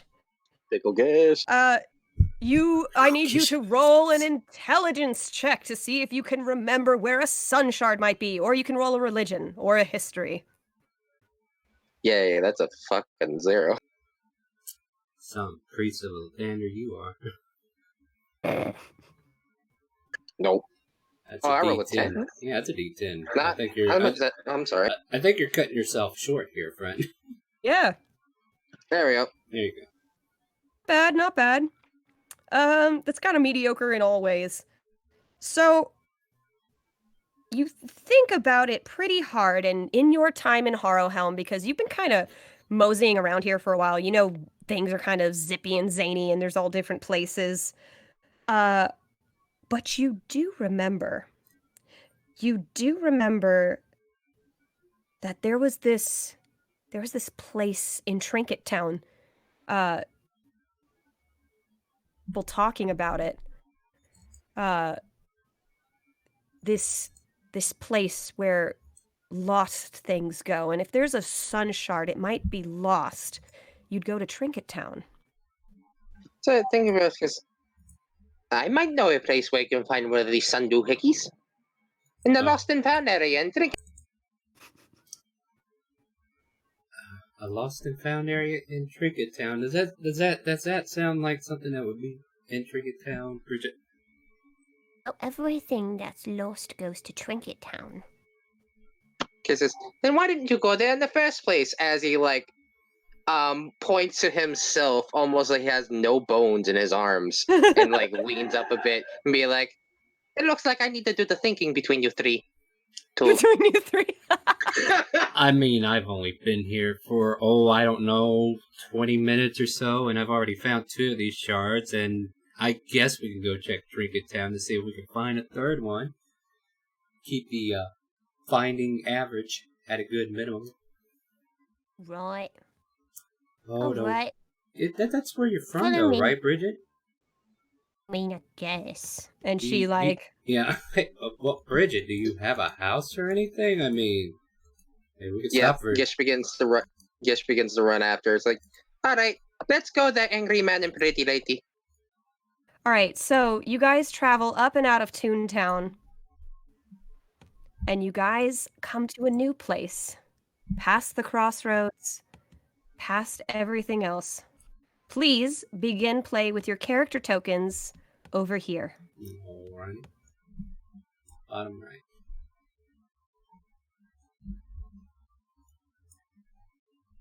Right. Are now This is Trinket Town. This is Trinket. in Trinket Town, where all that is lost and abandoned comes to be found. This larger-than-life community is built on a hill of lost objects, be they magic, mundane, or both. All find their way to the nooks and crannies here. Forgotten toys have built up their hoard with precious care, all waiting to be discovered one day. All right. Now that you all are in Trinket Town, you are free to explore anything with a letter. And, I think we're missing one little brat over here. There we go. Oh, there's our precious mannequin. Yep. Marionette. Alright, So, Lost and Found is where again, Bridget? It's everywhere. That's what Trinket Town is. So, well, then technically we should be able to find all 6 shards since they're lost somewhere in town, right? In theory.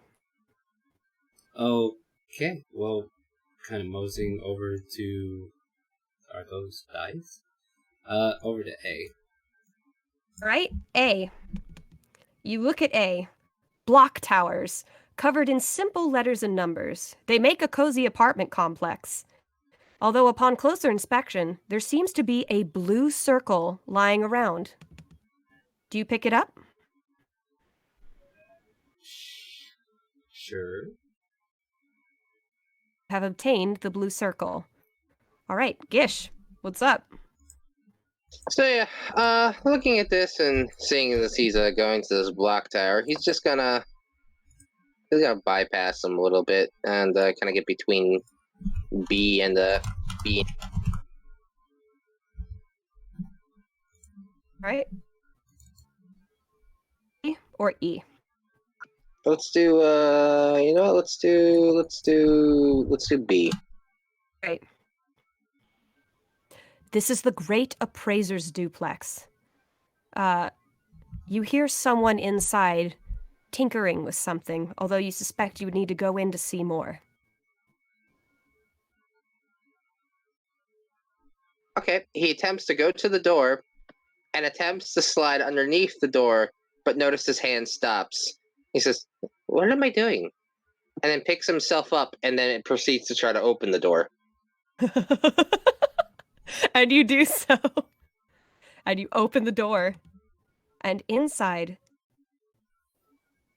ale strung by heartstrings and purse strings. The appraiser is a painted doll with heterochromatic eyes and copper wooden skin, a rather ugly one at that.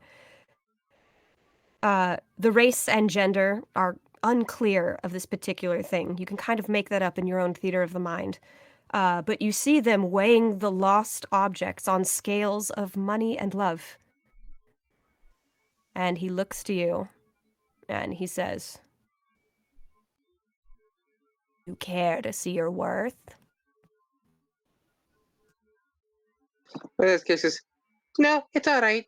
I already know that I'm worthless." Oh, gosh! Suit yourself. And he looks. Yeah, he proceeds- begins just looking around if he doesn't stop him. Right, and you just see mountains and mountains of objects and things, and he picks up a red square and he starts to admire it. Right. Back to you, Leon. Okay, these apartments... I don't know. Bridget has any insight on that? I'd be like, you know anybody that lives there? Bunch of ugly toys, some blocks. They like to live in blocks. They're called yeah. a block party. Oh, okay. Nice attempt, friend. I guess I want to see what's going on over here with E, C, and D structure alignment. Right, so this is kind of like a big old cabinet. This is a big old tube that's kind of sitting on top, and this is a big old sphere, and you can take a closer look at all of those if you'd like. Well, I'll take a closer look at C, and we'll use that as the first reference. Kind of peek your head inside, and this is the Bureau of Old Reliables. You see a series of obscure objects covered in tasteful dust beards as they argue nonsense over seemingly serious business. The items inside are the woodcutter's axe, the old rocking horse, the golden lute, the cotton wheel, the gilded teaspoon, and the trusty pail. Hey, Bridget, did we need a teaspoon for something? I remember something we were talking about spoon, or what? Never mind, that was something else. I think you need a teaspoon. Go get it. No, I'll go in. I think, like, the golden loot looks like it's bright, huh? Made of gold, but it's covered in, well, it has a dust beard. Just like like those beards that kind of hook on your ears, but like made out of dust. Oh, so each of these items have like a beard growing out of it, like it's been there a while, huh? Yeah. Okay. Oh, that's right. Bridget, you said everything talks here, isn't that right? Okay, I'm on the right page, I think. Hello, friends. Kind of like walk in, trying to be warm and everything. How are you all doing? It's like, oh my. Oh, a child's coming here. Oh, excellent, excellent, excellent. And then you kind of hear the trusty pail like, Yeah, not to trouble you all, but I'm looking for something. Well, it got lost, and everything kind of gets lost here. Are you guys lost? I mean, that's besides the point. I'm looking for shards of the sun that keep the, well, bad moon away or something. Yeah. Any clue? Anything? Nobody? Anyone? and the golden lute plays you its beautiful song, and you hear it lyrically say, "It's been so long since we've seen use. We would happily be of use to you. Yes, yes, I have heard the jacks and the checker pieces talk about a strange light that comes from the well at night. It is a basin of dust. It is the thing that covers this place also, like snow." You're, my wife? I don't know, that doesn't make sense in this world. But, she's recently gotten me into, playing instruments, and I could definitely use a faithful lute like yourself. Would you be interested? Please, take me with you. Well, then by all means, come with me, and we will play merriment, and you can tell me more of where this location that you say where this shard might be, or this light that comes only out at night. Is it night? Yes. It is soon. It is soon. It is soon. Please, take shelter. Well, I need to get to the place where this thing is first. But by all means, you tell me how to get there. Under the bunker. And that would be? Under the bunker, building F. Okay, cool. So, I don't know, can I go like this way here and say, Bridget, we're going to the bunker? And she's like, "Oh, goody." And she grumpily follows after you. Gish. Yeah. Back to you. I would be continuously looking around in this place, picking up things, putting things with other things, checking out other things with these things. And generally, he was shown what those little pieces were, right? Which little pieces? The pizza and the glowing pizza and the glowing. Yeah, I got those. They emit a small radius of broad daylight. He's attempting to look for something that is emitting very bright light.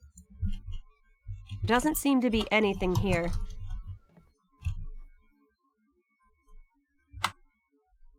All right. And with that, he says, "Alright, I am sorry to bother you, Mr. Paperweight. I will leave you alone." Right. Bids you adieu. He just straight up leaves. Just looks around and says, "Damn it, I lost." Hear Bridget go, "All right," and grumpily walk this way. He looks over. "Oh, there they are." And is it possible to cast spells? Spells work very differently in Harrowhelm. What spell would you like to His to most cast? used and very loved spell, his most very much used spell, Dimension Door. Dimension Door. You have very fond memories of this spell. What do you intend to do with this spell? He's just gonna open a door in front of him and walk right beside Bridget. Right. So here's what you do. Instead of a portal, instead of a crazy anything, you may paint this picture as you would, but you kind of reach to the side of you and just a door appears. You open it. Where would you like to appear? Right beside Bridget. Come out the side over here. Please move yourself. Oh, ping. Kind of stepping out of the door, but you kind of come out in like a Hawaiian shirt and a lei, and you got sunglasses and a straw hat, and it looks like you just came back from vacation. And man, Wait, where? have a good Here? time. I need that. Yeah, up here, dude. Yeah. North side As bridge. he just suddenly peers out. He looks down. He looks back up. Says, "That was a wild ride." Oh, he still is. Alright, well, hello. Continue walking into the bunker. Got this new golden loot around my neck. A little band string that leads to it. All right. As he says, "It's almost like you don't want to see me. That's very sad." Well, that thing around your neck, if it's what I think it is, yeah, we probably wouldn't get along. But hey, it's okay. We all make mistakes. He looks down. He looks down and says, "Oh, this silly little thing? Oh no, I stole it off a priest." Oh, we're gonna be quick friends then. All right. In that case, yeah. So this golden loot, and yeah, I try to like. Would you like me to trim that beard off, or are you good like that? I mean, I would not want to. Yeah. I didn't know you were a barber. Well, I didn't know you were Harry. Yeah, there's like this little gray beard going down like the side there. Like, look, I do have some scissors. I could trim you up a little bit, make it look a little bit, more. Oh, well, I used to have a goatee and mustache that I used to maintain, but don't let my fair skin, put you off. Here, and I pull out some scissors and just kind of like, if you wish. This child, like, justifying that, he used to have a beard. He was big, tough, and stuff. But no, he's got this. He's got this. And the harp the lute sweats a little. And it's like, okay, just don't cut my strings, please. I would never. And I would literally put my hand on the fret and make sure the scissors are above my hand, and just slowly, just to make sure, like, the beard is not got any feel to it or anything, and start snipping. All right. Your hand kind of turns into one of those, like, protective bibs, and you pull this whole barber act, and you start snipping away, and this harp looks good as new. Meanwhile, you guys are traveling down under a toy bunker. Inside is a basin filled with ancient dust. In a way, this basin almost reminds you of a fountain. Inside the basin is a warm glow. Wooden stag stands solemnly nearby. And it looks at you all. Okay, new friend, hello, how are you? It says only one thing, but it's more of a dialogue box than a verbal cue. It says, "It's a window through time." Interpret that as you will. Yeah, well, that's Chris says, "I had very bad experiences with the window through time. I'll do it." Just don't like windows. Windows are pretty evil. I don't know though. We saw through that one window and it let it. At any rate, So this floor is dusty, and there's a little bit of light coming from it. From the center point of these 4 squares here, there is a basin of dust with a warm glow inside. Yep, look here, Chris says, "I can help you, friends. Let me do this one. I have it. I got it." Okay. Right. What do you do? He's gonna walk up to this thing, and what did you explain it as? 4 like platforms around it. It's a basin. It's a basin. Kind of reminds you of a fountain. It's full of ancient dust. Ah. I wouldn't breathe that in if I were you. Might want to cover your face. This guy says, all right. As he would walk up to it, he would then grab his own head. Actually, no, better yet. As he walks up to it, he at one moment doesn't do anything, and then pauses, looking absolutely confused. Well? And then he looks back and says, "Why am I breathing?" You know what? Just suddenly notice you're breathing. just dive in. It'll be fine. All right, and he head first just like tosses his body into the thing. Oh my god. Okay. So you go into Oh geez. You go straight You into broke the it. fountain. At first, thick layer of dust, but then something more happens. You start seeing something else. The dust turns green.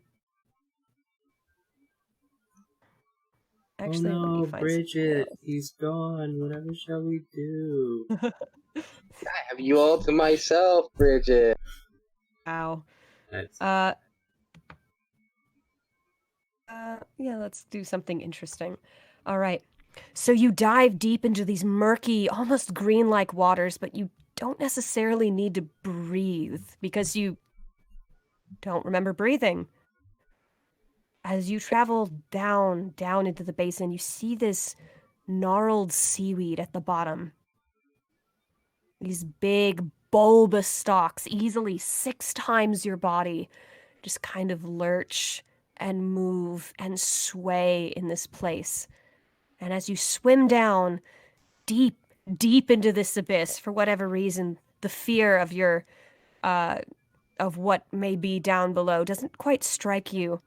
But what you do see is a warm glow at the bottom of this place. Is in fact a sun shard. And this one seems to be made of what? Yeah, this one, you know those crystal dangly bits on old chandeliers? Yeah.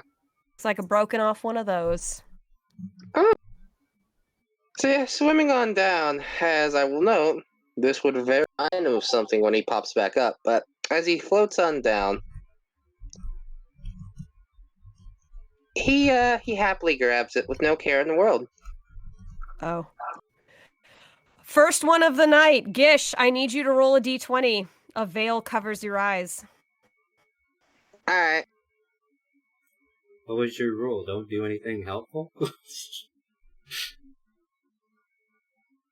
God damn it. Okay, roll 20 is being a dick right now. One sec.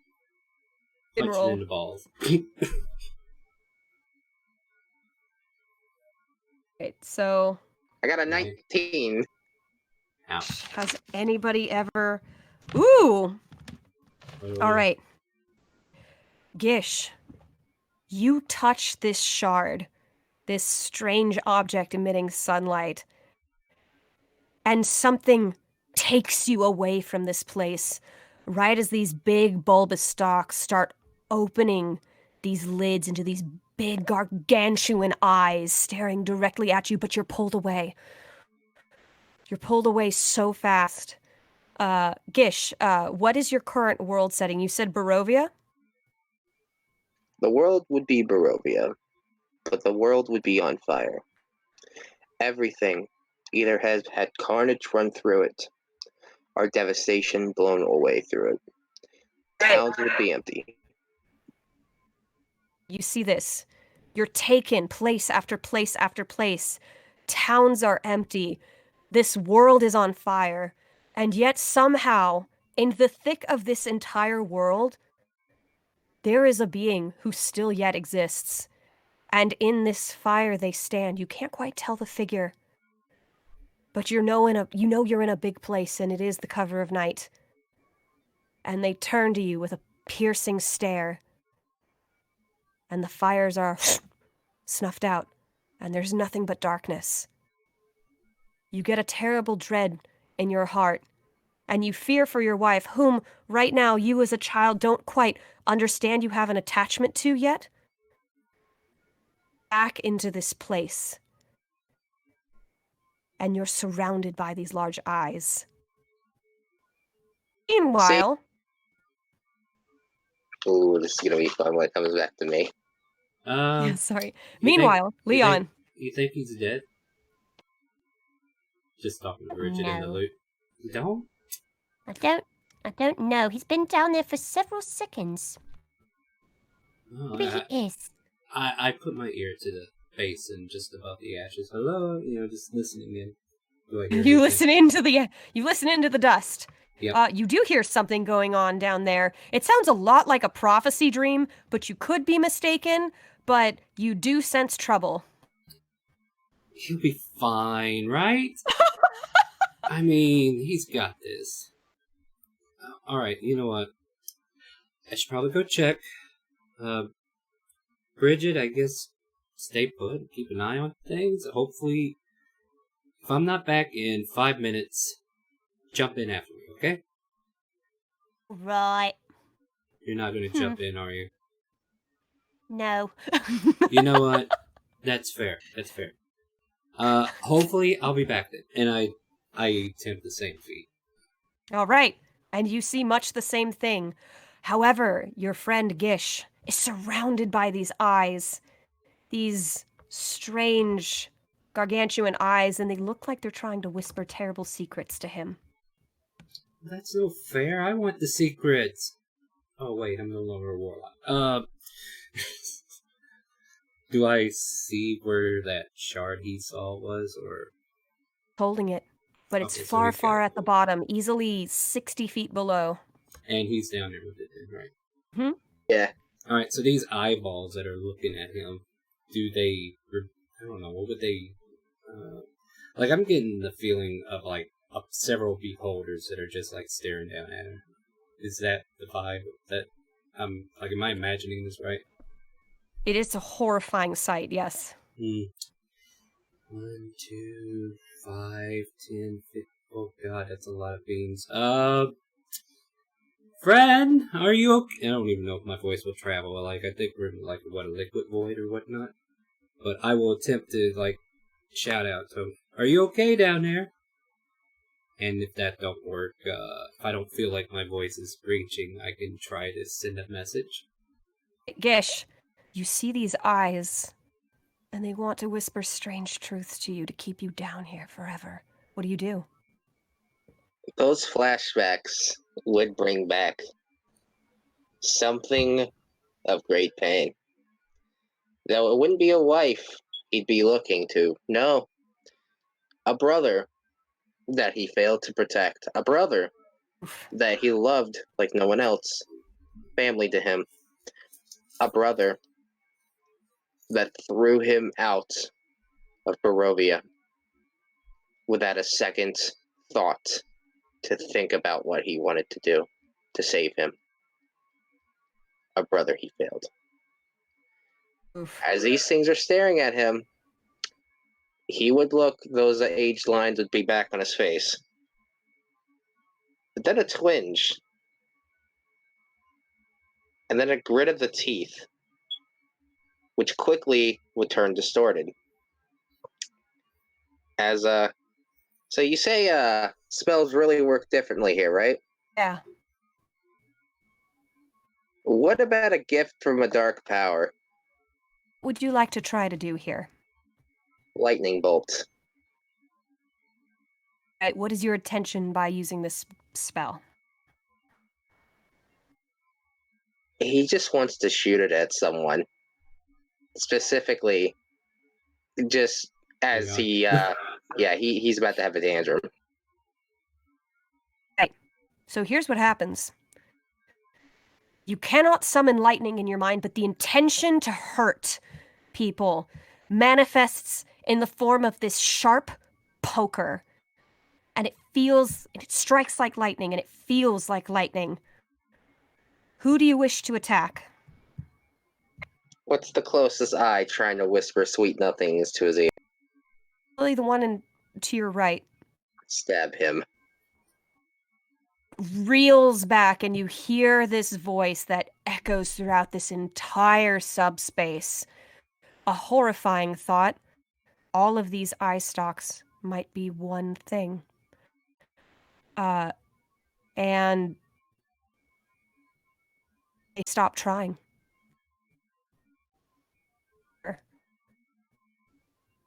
You here forever inside them. Okay. Next up, Leon.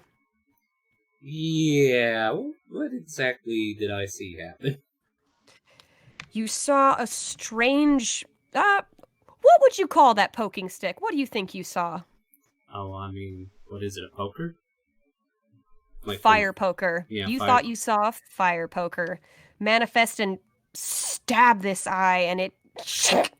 And you hear something...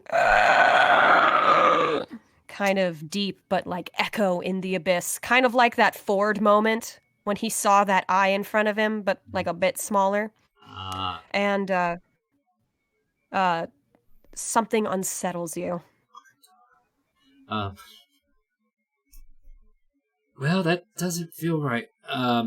Was my voice able to reach him? Was he able to hear me or anything like that? Sure. He doesn't care.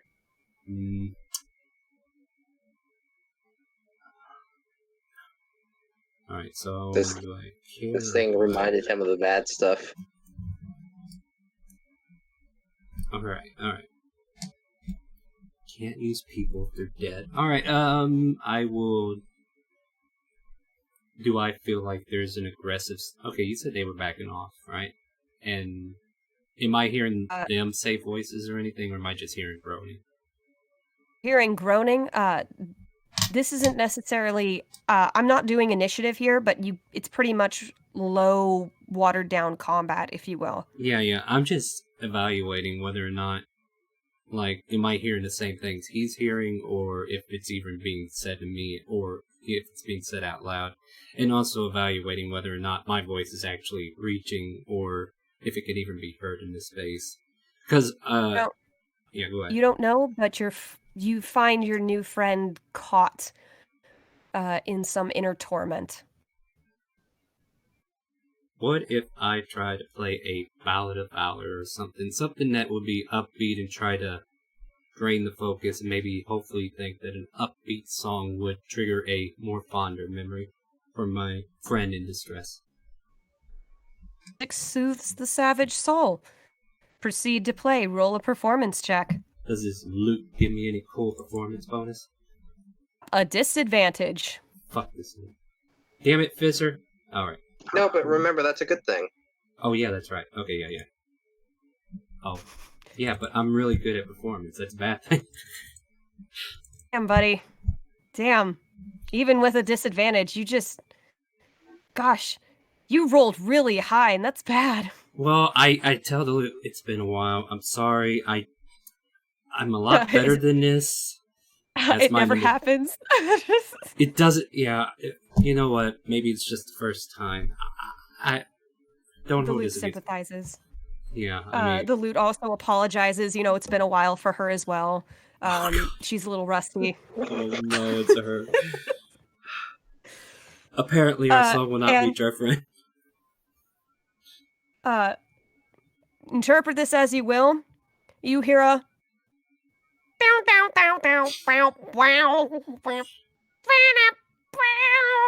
It's a lot better just than I kind of thought. awkwardly above you. Yeah, my character, in a fit of rage, as he was about to scream something, he stops and looks up just like with a raised eyebrow, as you can clearly see those strained lines on his face again, like he is an adult in a child's body. And he just looks up like, "What are you doing?" In a very deep tone. I'm trying to snap you out of your delusion. Hey, I guess Is it it kind of working? worked. I think it worked. He's actually speaking normal. Alright, well, sometimes bad. You know what? We'll call this a win, I say to the loot. You guys have this awkward office talk in a very dark situation, and you know what? Yeah, you did it pretty good. Maybe that was better than we thought. Do you want to leave? We would like to leave. Do you got what we need? He looks down at the stocks that are reeling back after he just fucking yoinked them. Staring at them for a bit, the character says, "Right. I think I have everything I need." Oof, deeper subtext there. And you both he begins to like push up. Start going for the surface. All right. However, the eye stalks get 2 rolls here. Mm-hmm. Oh no, that could be bad. Right. Odds, Gish, evens, Leon. As you guys are going up, one of the eye stalks, comes up, its pupil opens in this dark maw, and it tries to grab you, and Leon, you move out of the way, you're swimming back up, but another eye stalk comes, and Gish, it grabs your ankle, and it starts pulling you back down. It's back to you guys. Oh, Alright, come he on! he doesn't really resist much with the eye stalk, but what he does is that he looks down and says with a very, very unsettling tone, "Hey, I've seen things far, far more deadlier than you, and you wants to pull me back down here." And you begin to hear a very unsettled chuckle as he begins to pull on the weed, looking down as like, "Then come here then, boy!" Right. Something May I roll inside you intimidation? snaps in your head. May I roll intimidation? Yeah, sure. Thank you from McSpanky. Just getting the Hope right you roll low. here.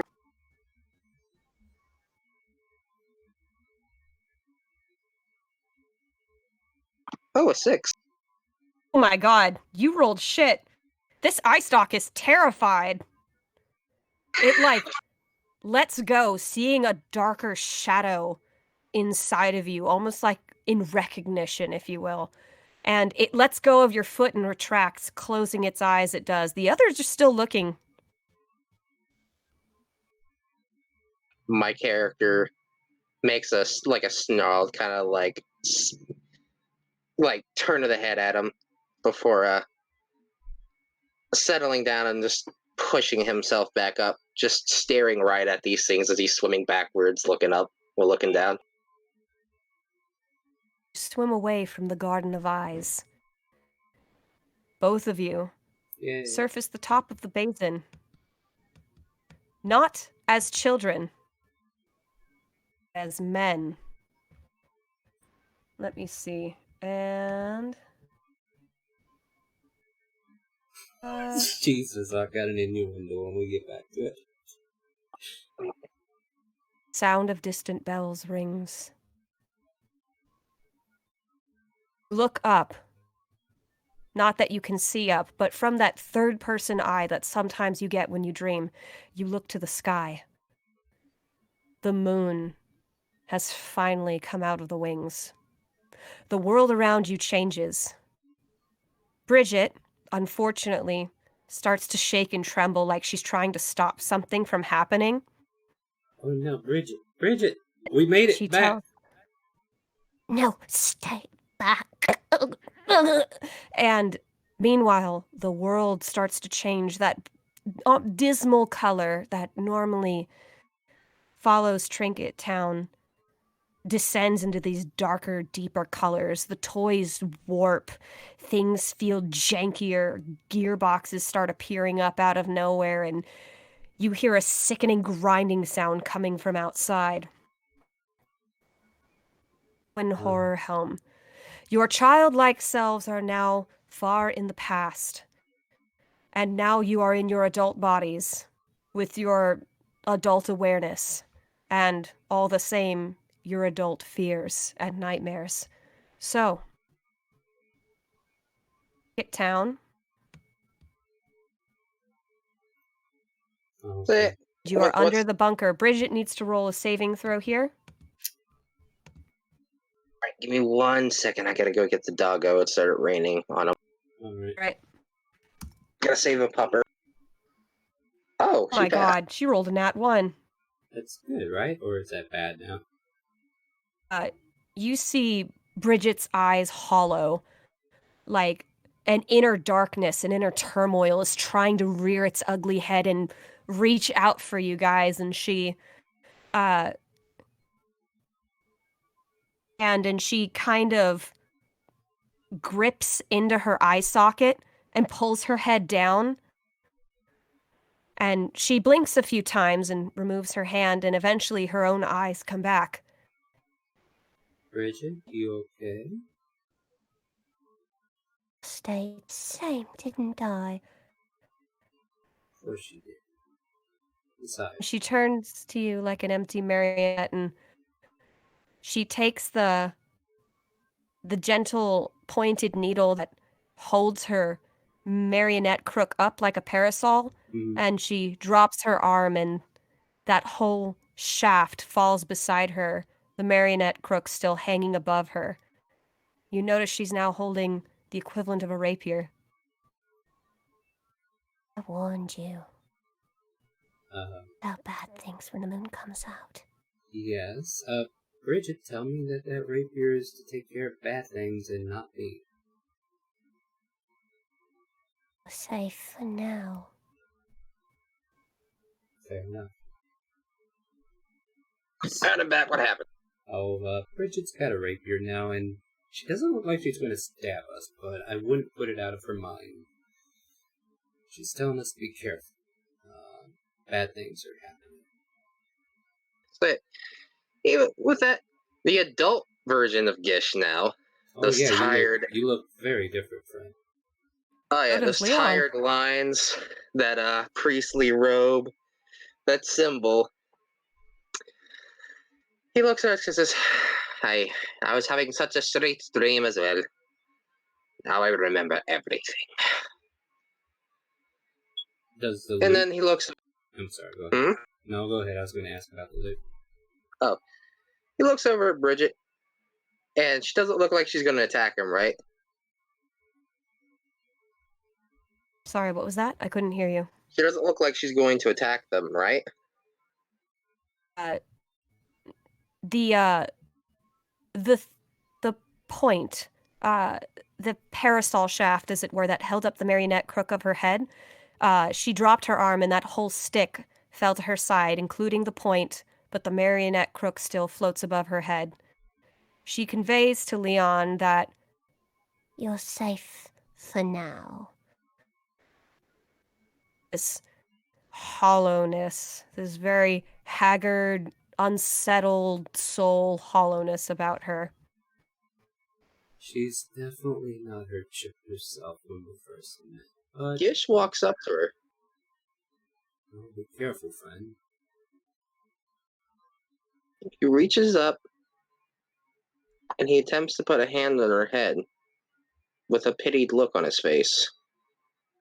He looks As he so says, angry behind these glassy eyes. This is a great torment to her. Well, your funeral. Slowly walk away. as with his kisses, I've seen too much of this before. It's alright. I do not hold anything that we do against you. And he gives her a nice little pat on the head. He says, if you want to stay here, alright. She looks down.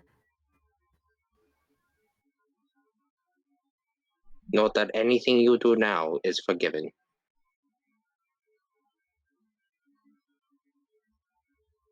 Mm. And he turns All right, around Gish, what do you do? Yep, he'll turn around and All walk right. back to him.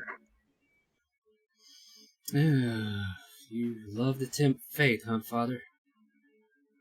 Okay, says, I lived by the moment, and I died by the moment. Anything I do now really doesn't matter to me. All right, you both. With 3 sun shards in your possession, actually, let me change this, because this is important here. Alright.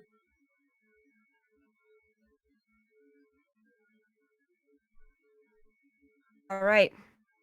You have a sun shard, and Leon, you have 2. You both are currently emitting a radius of daylight that seems to kind of... The little shadows that have crept their way into infecting Trinket Town kind of creep backwards like these weird symbiotes as you both walk by. In the distance, over here, you notice the toys that were just genuinely kind of hanging out last time have turned into these monstrous contraptions. And they are stalking the streets. Very Five Nights at Freddy's here. Oh boy. Oh yeah, and I was gonna ask you, the loot that I'm carrying, did anything change about it? The loot has rusted over. Oh, It looks like the real world wear and tear of her has come to light. Two of her strings are broken, and she's rusted, and you see a few barnacles kind of growing on her. But she seems to play a little. You just need to be a little delicate. She does not speak now. So looking at his kisses, I had no idea what this word is. Whatever happened to me? I think I might have drank the wrong kind of mead. I don't know.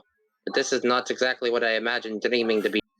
he kind of like looks at you. He's like, "Wait a minute, what was I drinking? Did she give me the? Oh, I better not be the bootlicker. I swear to God." So yeah, looking at his kisses, looking at his kisses, it's all right. Your position might be a little less worse than mine. I wished to have myself be able to dream again, to feel alcohol again. I guess this is what happened. There's something moving out there. What are we? I will definitely be looking around, seeing what's going on. It looks like some kind of weird Jack in the Box is.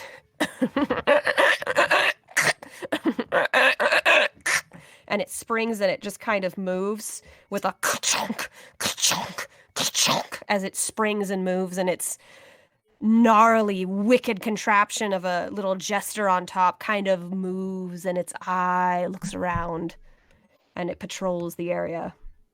So Yeah, that's totally normal. looking at this kisses, I might be able to help a case. If he wants to scout around, I may be able to do it best out of the both of us. As with that, he reaches up with his hand, and he suddenly sticks his hand into his head. I'd like to introduce you to a fun little race one of the Wizards of the Coast Riders made during a stream, the Jublexian. Look, dude, you ain't gonna pull your brain out. This isn't that kind of thinking process. We can definitely do this other ways than that. He pulls a very disgruntled-looking imp out of his head. I'm going to say, for the purposes of dream logic, some of these ridiculous things seem a little normal. So it's like, oh, he's sticking his hand in his head. That seems appropriate. He pulled an imp out of his head. Right? Now you have a stuffed imp that somehow isn't related to the strangeness of this world. You have to pull a little drawstring on its back for it to talk.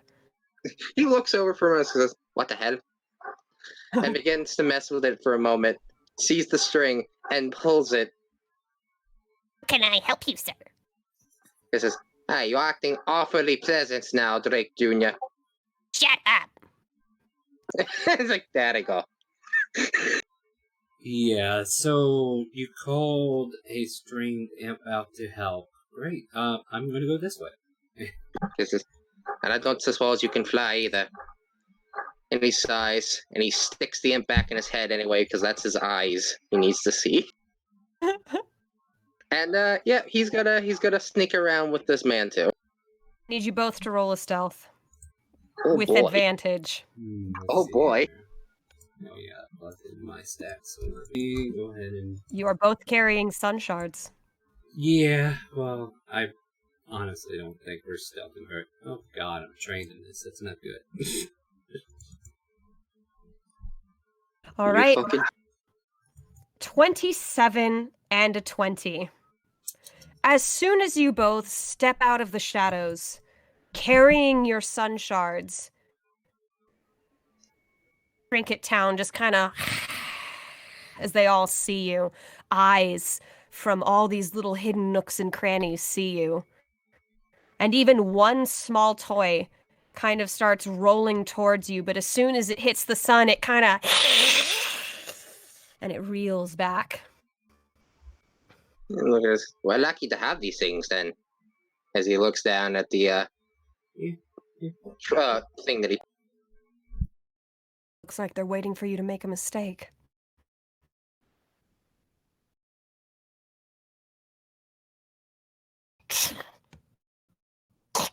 Thinking for most because "Hey, stranger, whoever your name is, Star. Did we lose Star? Yeah, you're kind of losing me. Somebody's trying to talk to me real quick. Hold on. Front row. He's waking up. Oh, indeed. Well, in the meantime, Gish, starting to realize that while some things might not be able to get in, other things might. Alright, sorry about that. Yeah, my character is gonna double back to the bunker. And this is the day and night cycle of this place, right? So he just has to wait it out. So he'd rather go to the one who knows that could hold her shit back. And at least be by her side anyway. She's been really nice. She doesn't deserve to be alone. Nice, quote unquote. He goes back. And she sharply jerks her head in your direction like a rag doll, and she's like, What do you want? He says, "Hey, it might be a death sentence to walk around this place in the dark without knowing what the hell I'm going. So I figured the best bet, and the better bet, would be to stay here with you and at least let you not suffer alone." kind of looks down. He says, Aren't you afraid of you know who? he says, "I've seen a lot of things, little girl. I'm not really afraid of anything anymore." Well, you should be, because this place is inside your mind. Okay, that explains a lot of things. They're here too. You're here? Yeah, no. I'll eventually just fall back. Yeah, he looks over his character says, "Well, whoever you are, I figured we should stay with your friend. Don't let her suffer alone. Oh, It would be yeah. better since we don't know the area." The name's Leon, by the way. Nanika says, And this is "Gish." Bridget. And Bridget's under some kind of effect, and I think might be best if I don't know. I don't know what might be best. He looks over and says, "If she attacks us, she attacks us, and I hold nothing against her for it. But as of right now, it doesn't look like she's dealing with something very bad. And I'm not one to walk away from somebody who is dealing with a very bad situation. Call it a fault."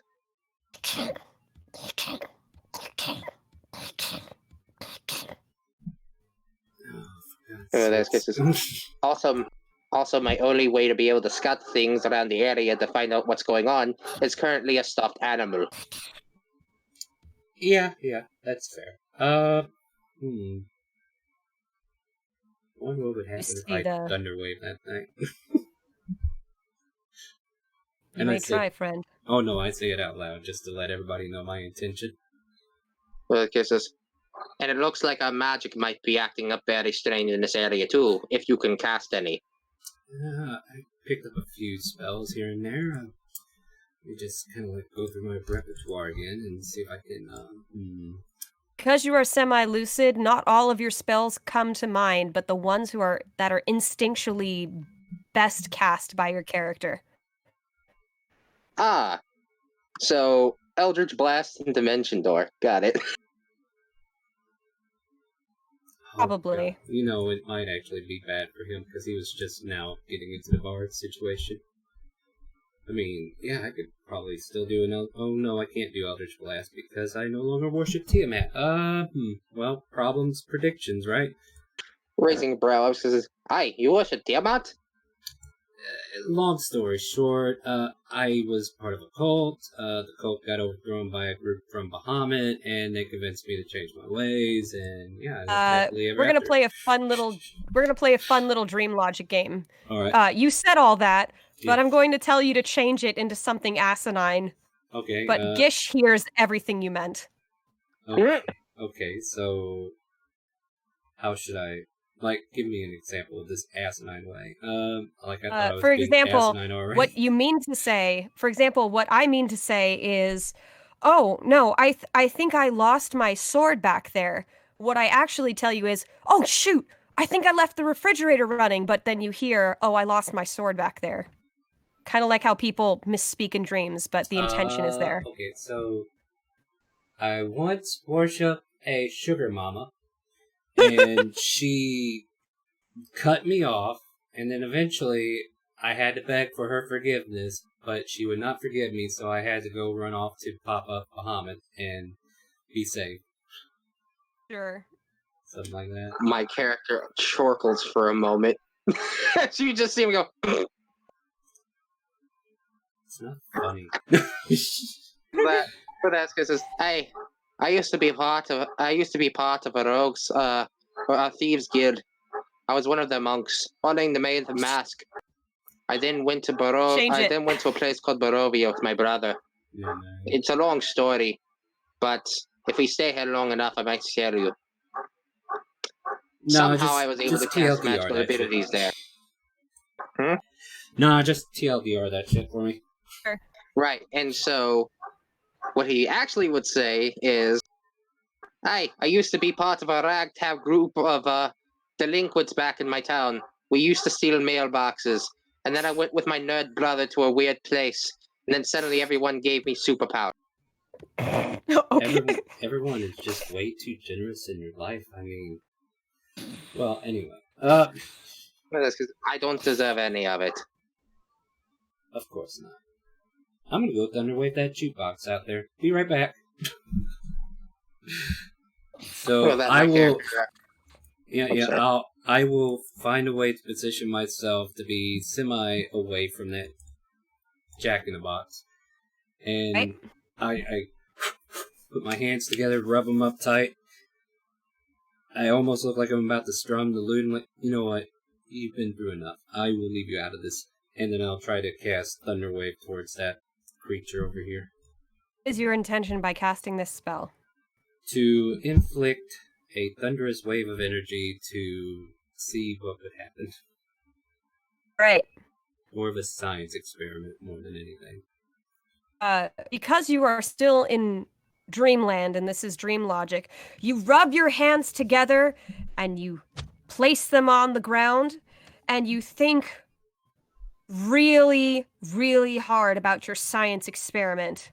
Oh, And a large, oversized test tube appears above the Jack in the Box and pours this big old green bile on top of it, and it turns into acid. and And it kind of like stops and freezes there as its gears start rusting over, and the test tube falls with a psh, then it breaks. all right. And it seems to be struggling with its appendages. So it takes damage. Very interesting. I pull out the little quest log and like write on a different page results from experiments and start writing this stuff down. Even draw a picture of a sheep. Yeah. It's My pretty character successful. sorry. Yeah, with that, I guess. Yeah, I just wanted to make. Oh, Bridget, I hope that was not someone you knew or cared for. They accidentally fell under a bottle. Run! Funny how- Run! Run? I don't want to run. That's the opposite Now's your of what I. chance. Yeah, but that's the opposite of what I want to do. Exerting more energy just. Oh, leave the place. Got it. Oh, you want to come, Bridget? She's like, Sure. Bridget, if you don't want to, say so. You have the right to say no. I give you the right to say no.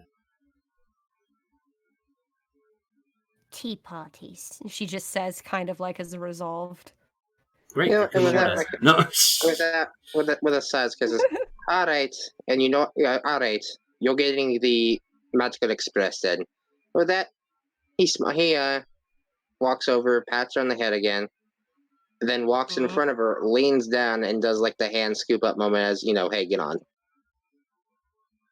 Because she's obviously suffering through this shit. He doesn't want her to like try to push herself any further. Right? So do you pick her up or like what's going on? He's gonna piggyback pick her up. And sure enough, in your hands, as you pick her up, she goes from being like, what, a 3'7" individual into being like one of those American Girl dolls. in your Oh. hands, and now she's like really small. Oh. Okay, she's going in the front pocket then. Just stuff her in the little, the cloak there. Let her have a nice little pocket. Fair enough. Shall we run, as she said? I guess we'll run out of town, like in this direction. what did you do anyway to the thing? Thought experiment. I wanted to see if things would take damage, and apparently they do if you think hard enough about it. In the distance, you hear a... He's fine. Don't worry about it. He'll walk it off eventually. Not now, though. Let's take our lead and get the F out of here. Yeah, Gish follows. This guy says, "Aye, that does remind me of what I did to that one thing down in the Less water." talking, more moving. Right. As you just see Gish like running behind with like his arms kind of flailed. Okay.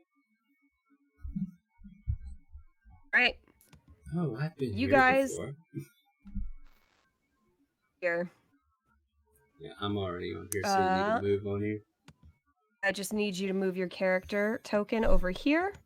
Remember, if you hold To down where the Leon shift is? key and hold the left button, it'll shift us over there. Yeah, there you go. You found it out. Oh, it's the crossroads. We're back here again, friend. Let's, There is, however, something strange about all this. I'm going to move you back okay. over here because you're going to see something. All right. There is Yeah. a shadow of a figure in a long coat with a longer face and a weird, large smile that would go well up into the eye sockets, but it's covered by some kind of hat. That whatever this is, why everything goes wrong. And it feels like a source point. You have two options. Find another path, because the radius is kind of like here, here, and here. Or find a way around this foe. So he's not something we can take, we don't think? Scary. Looking at this thing, because this thing looks off.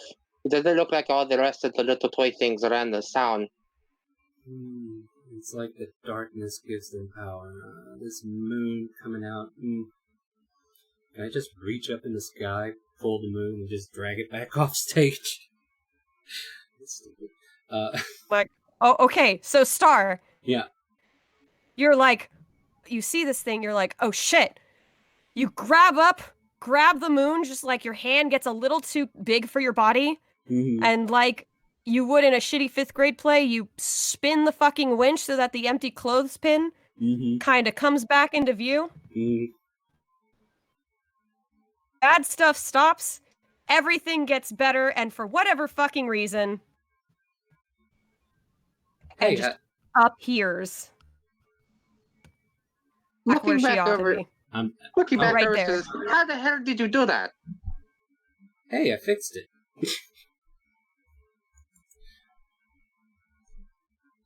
Everything's fixed. All we gotta do is make the moon go away. Yeah, he takes the small Bridget out of his pocket. Is the You small still have Bridget- her. And this is a Oh? new Bridget? I run over to the Bridget and say, hey. My Hello? character. You lost. Oh, my character pulls out pocket Bridget, Character pulls out little Bridget. little Bridget in his hand. This small Bridget toy doesn't seem to say anything. She looks like an actual toy. He looks around to see if there's a string he has to pull like his fucking imp. Oh, I guess you do find one. Apparently there's one on her back. He pulls it.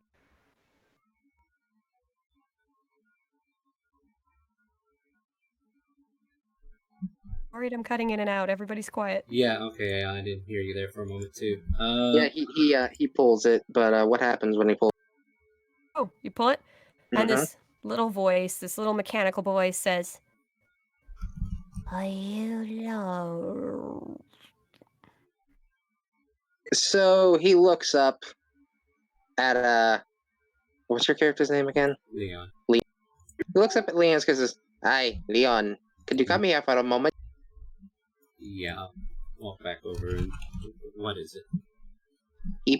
He's holding toy Bridget in his hand, and he pulls the string again. And it plays the same. No, that's garbage, dude. I don't know what you're talking about. It says, "Hey, I think something is very wrong." Yeah, I think our consciousness or whatever reset it when I pulled the moon away. I mean, don't get me wrong, this is better than facing off again. Wait, what if, hear me out, what if Bridget is actually the big bad? Nah, she would never hurt us. Anyway, I go back over to Bridget, I go, no, I'm not lost, but if I recall correctly, this sign is getting people lost. What do you say, Bridget? No, are you losing people sign? And the sign says nothing because it is a sign. Wait, is it not? He is getting better at this. Look at him. Holding his composure. Let's stare. And Yeah, let's stare. Stupid sign. Yeah, for a moment, he just pauses, dumbfounded at the situation, and then lightly remembers, wait a minute, mind logic. Yeah. He's dreaming again. Yeah, so we're staring at the sign, looking for any sign of the sign change. God damn it. A sign does appear on the sign. It's a new broken piece of wood, and it's like, bro, stop staring at me. It's weird. I know, right? I mean, look, we're looking for the direction to the next sun shard. Do you know where it is? Looking for the sun shards. Yeah, it's some things that got lost, and, well, I figured we'd find them. Wait, actually, shit, that's right. My character quickly looks around for his piece of the sun shard. Yeah, you got it? He still has it, right? You all still have your trinkets, Yeah. but you kept them in your pockets. Mhm. That's why there is no current radius, let's say. Yeah, we found a few of them already, Bridget, and we've just been so busy working. You wouldn't happen to know where another one might be, would you? Well, I know Phantasmo in Travis Town. He's the one who usually loses them. Wait, is this his fault? Well, he lost the keys. He lost the keys. Mm-hmm. And I pull out a key that I found earlier. Like these? Like a key. And she kind of like grabs for it with her tiny hand. She's a little 3-foot kind of marionette. Yeah, I found them. Do you know what it goes to? No. Well, calm down. Don't reach for what other people have. Oh, I'm sorry. Well, that's rude. You're using your tallness against me. I And she know, right? turns up her nose. Look at us because, hey, Bridget, do you remember anything? Did you repeat that? You cut out. Hi, Bridget, do you remember anything? Remember what?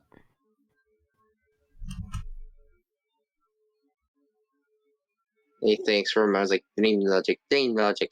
What do I do? Bridget, we're good friends, remember? No, you know we are. And I'm trying to convince her that we've already met. And this is like off the logic of how everybody else feels familiar to me that I'm trying to relay into her. Okay, perfect. And she's like, oh yeah. Yeah, We have. Remember that inkwell and I look back to the other guy behind his gish, and I'm like, that we saw accidentally tip over. And he smirks for a moment. He smirks for a moment and says, right. Yeah. Hey, it is pretty shameful. How could you forget your good friend Gish and your boyfriend over here? Huh? Hey, that's weird, sir. Like, he's like, I could have tried. Context, friend. We're trying to run a family-friendly show here. We're not that kind of guy. Anyway. You know how young I am. Anyways. How old are you anyway, Bridget? How old do I look? And there's this small, like 3-foot girl. You look like an 18-year-old who is waiting to blossom fully into this world, but has been dejected. He looks over and says, "Hey, what happened to family friendly?" Like, look, I'm 12. trying. I was trying to compliment you because women who are young like to be told they are older, and women who are older like to be told they are younger. Trust me, when you get married, you know these things. Backwards logic seems to work, and Bridget's like, Well, in that case, and she kind of like straightens up a little bit, feeling very important. Yeah, you're very important, Bridget. You helped me out a ton. And look, we got 3 of these things. He's got 1, I got 2, and I found this key. Okay, so Fat Tismo, this is his fault. Let's go pay him a visit again. well, I wouldn't blame him. He's kind of a dunderhead. Well, we all know Fat Tismo, and kind of give her like a reassuring, like, yep, that's that guy. There's this weird canned laughter from an invisible audience somewhere as everybody puts their hands on their hips. So yeah, That's not Gish right. stops for a second as he says, "I'm never drinking ale again." I'm glad you're having this sober moment here, friend.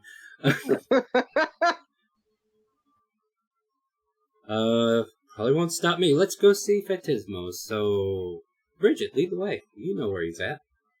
Why don't you read the sign and go yourself? The sign is being rude to us, remember? He told us to pike off. Men can't read. And she just starts trudging off in a direction. And I nudge Gish like, look, got this figured out. And I follow after.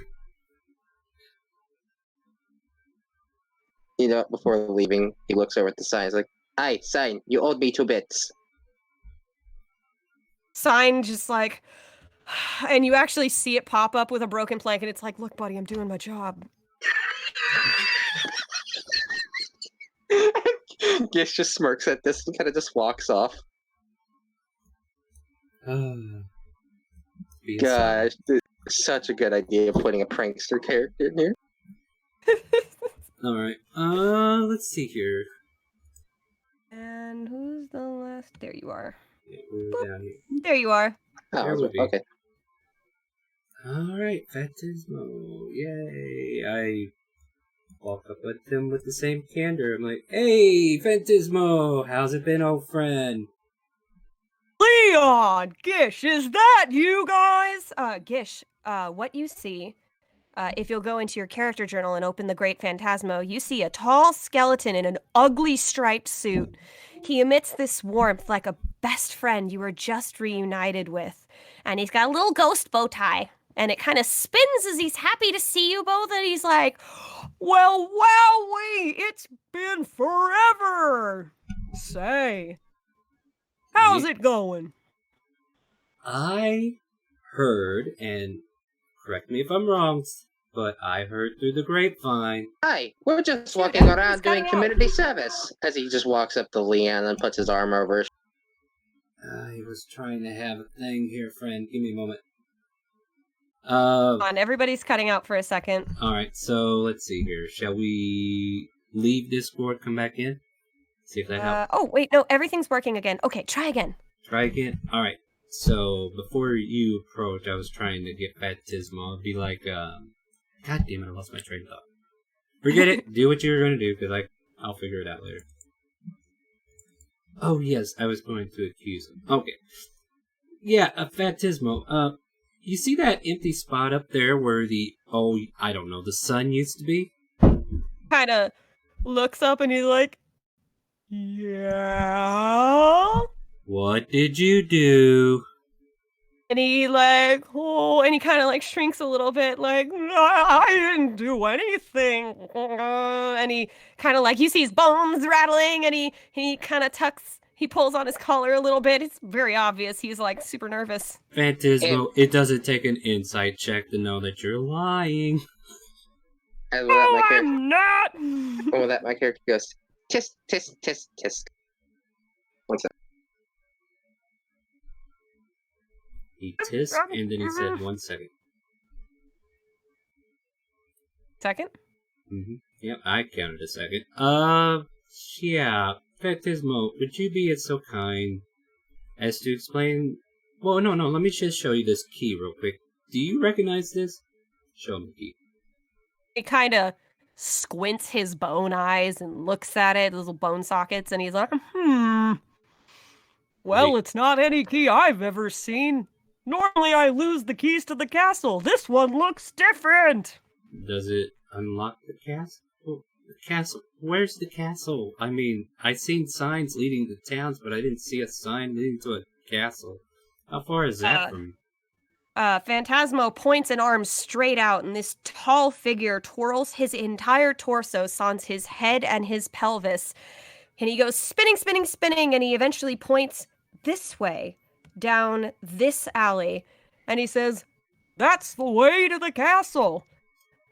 That's kind of how things work around here, and normally I'm the one. and he kind of tucks on his bow tie, like kind of like straightening up, but his little bone fingers pass kind of through it. I'm the one normally in charge of that around here. Yeah, but you're a bonehead. Phantasmo, And he's like, hey! Hey, that's fair. I mean, look. Like, what that's just, hey, no skin off his bones. I mean, that's fair, too. Sorry, Phantasmo, the truth has been spoken, but you can't deny the truth. Speaking of truth that's been spoken, what happened to these shun shards that you seem to know so intimately about of how it happened? Come on, friend. You can tell me. I won't tell a soul. And I'll get close if he just gets a whisper, but I know and won't. I need you to roll a persuasion check. Oh, great. I'm trained in this, too. It's kind of like I should just not come as my character. It sucks, my dude. No, that's actually interesting. I mean, I can still get a one. Let's see what your persuasion is. Yeah, because Leon Remember, was it's only made. on the D20 die. Yeah, well, Leon was made to be a manipulator of people, and yeah, it's not helping him in this situation. You can't manipulate your own head. Yeah, that's probably what the problem is.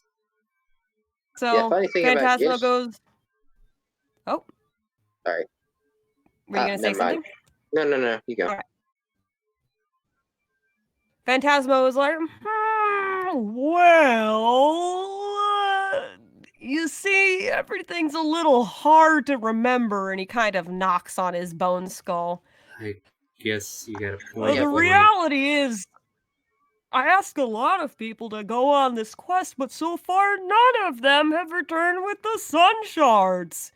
I'm Yes. starting to wonder if they're all here. Gish walks over to him, leans on his shoulder, and be like, hey, good bone friend. Now, do remember, I'm always here for you, buddy. Everything's good. We're always here for each other, as he just kind of leans over, and you just see his arms twirling around. They just make a heart at the end. It says, all right, now, could you tell good old Gish that's your old problem? Please, little for... And let me roll for this.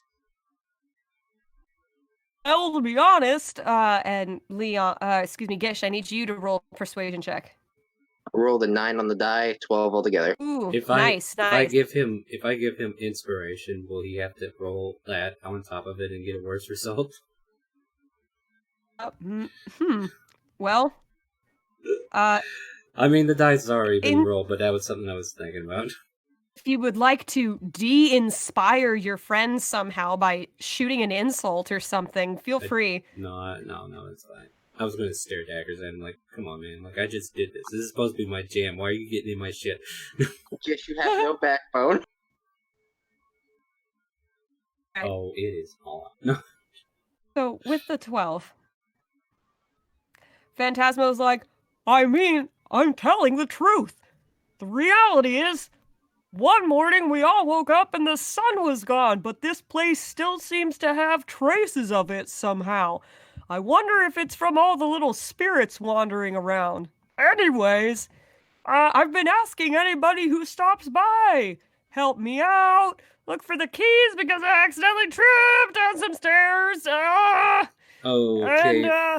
And, Phantasmo, let me stop you right there, friend.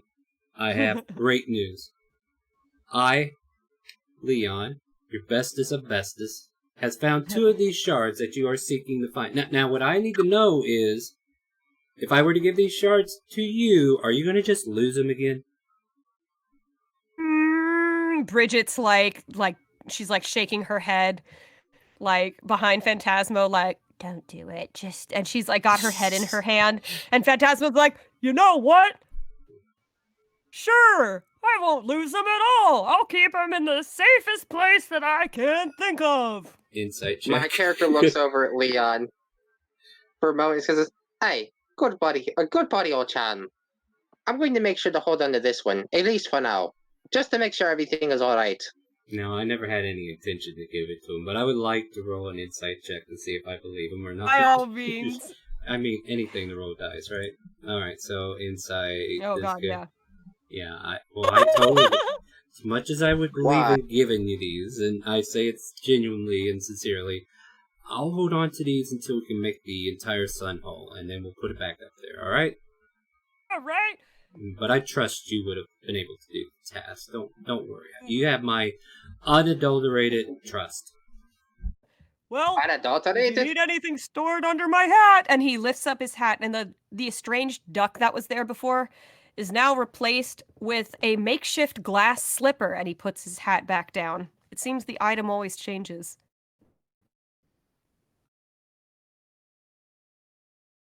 Sorry, I'm getting interrupted again. But, what? I turned my head for a moment and you said a slipper's involved now? What? Hello? Sorry, I can't hear people. They're all cutting out. No, it's okay. I'm not talking right now. Alright, Okay. so we're getting close to 9. Let's go ahead and wind Right. down. But, what's this about a glass slipper? I was talking to my dad who came in here asking me a question, and then I heard glass slipper. What was that about? Basically, Phantasmo tips his hat to you, and every time he lifts his hat, there's a new object on top of his skull, and he puts his hat back down. So there was a duck before, and now it's a glass slipper. Got it. Now it seems, as you guys are pretty sure that you're going to hold on to these sun shards, just as you say so, the veils of the dream begin to fade, and you suspect that you're ready to wake up in the outside world. People have different ways of waking up from dreams. Some people backflip, some people close their eyes, some people let themselves fall through the floor, some people kill themselves, shockingly enough. How would you like to exit your dream, Leon? I play a chord on the awesome loot that I plan on fixing, and I exit stage left. Dong! And you, move to your third-person perspective, and your dude's just like, fuck. They don't pay me enough for this. And you walk off stage left, and the techies are like, nice job, dude. Good job. They're all patting you on the back, and you're like, oh, thanks. This acting shit's really hard. And you leave. Thankfully, you're a SAG-AFTRA actor, and so, you're being union paid. Gish! So with that, How would you like to exit your... He's staring at these two. Oh, what? He's staring at these two. Then he looks over at Bridget. And then he, holding in his hand, pulls out the toy. She didn't really ever seem that much like a dream. And as a very loud, kind of starting up ping would sound, he suddenly snaps awake, goes, huh? And that's how he wakes up. Right. And that is that. All right. So you both wake up in your respective worlds, but there is one last roll I need to ask of both of you. Yes. I need you both to roll me a wisdom check. Ah. The DC is equal to your character's age. Oh, crap. No, excuse me, your character's level.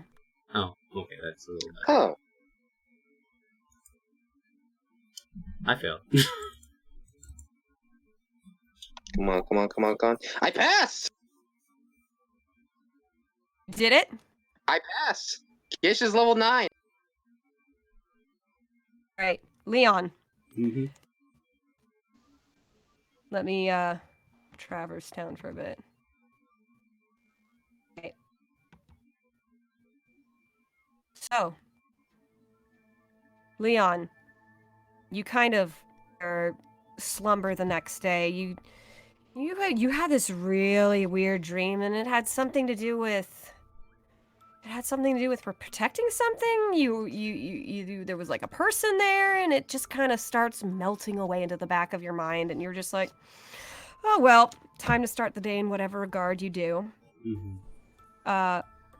Gish. You snap awake, and this bizarre series of events. You were in a cartoon town. You were talking to a doll. There was this guy who was holding a book and a pizza, whatever that is, and insisted that they were super important and belonged in the sky. You were talking to a skeleton. There were these weird toys corrupted by darkness. Like, dude.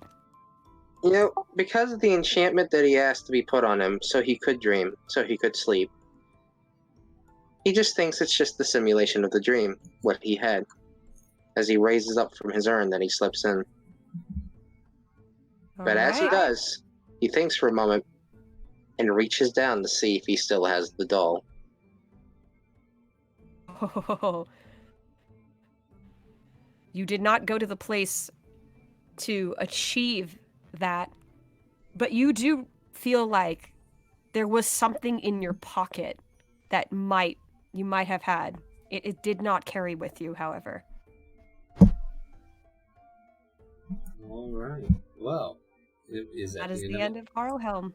That's the end of Harrowhelm. Thank you so much, Silva. That was actually pretty fun. I actually had fun there, and would love to explore it next time too. Yeah, I'm joining back for this. Let's totally make this Harrowhelm Thursday. Well, until Critical Role comes back, because that's the only reason I did it. This is an opportunity if you want it. Otherwise, I would love to explore it again. Like I said, I really did enjoy Bridget. She's a lot of fun, even though she's a brat. But she's such a brat. I'm glad you like her. Yeah, the best thing about it is, you said this could be done at any time, right?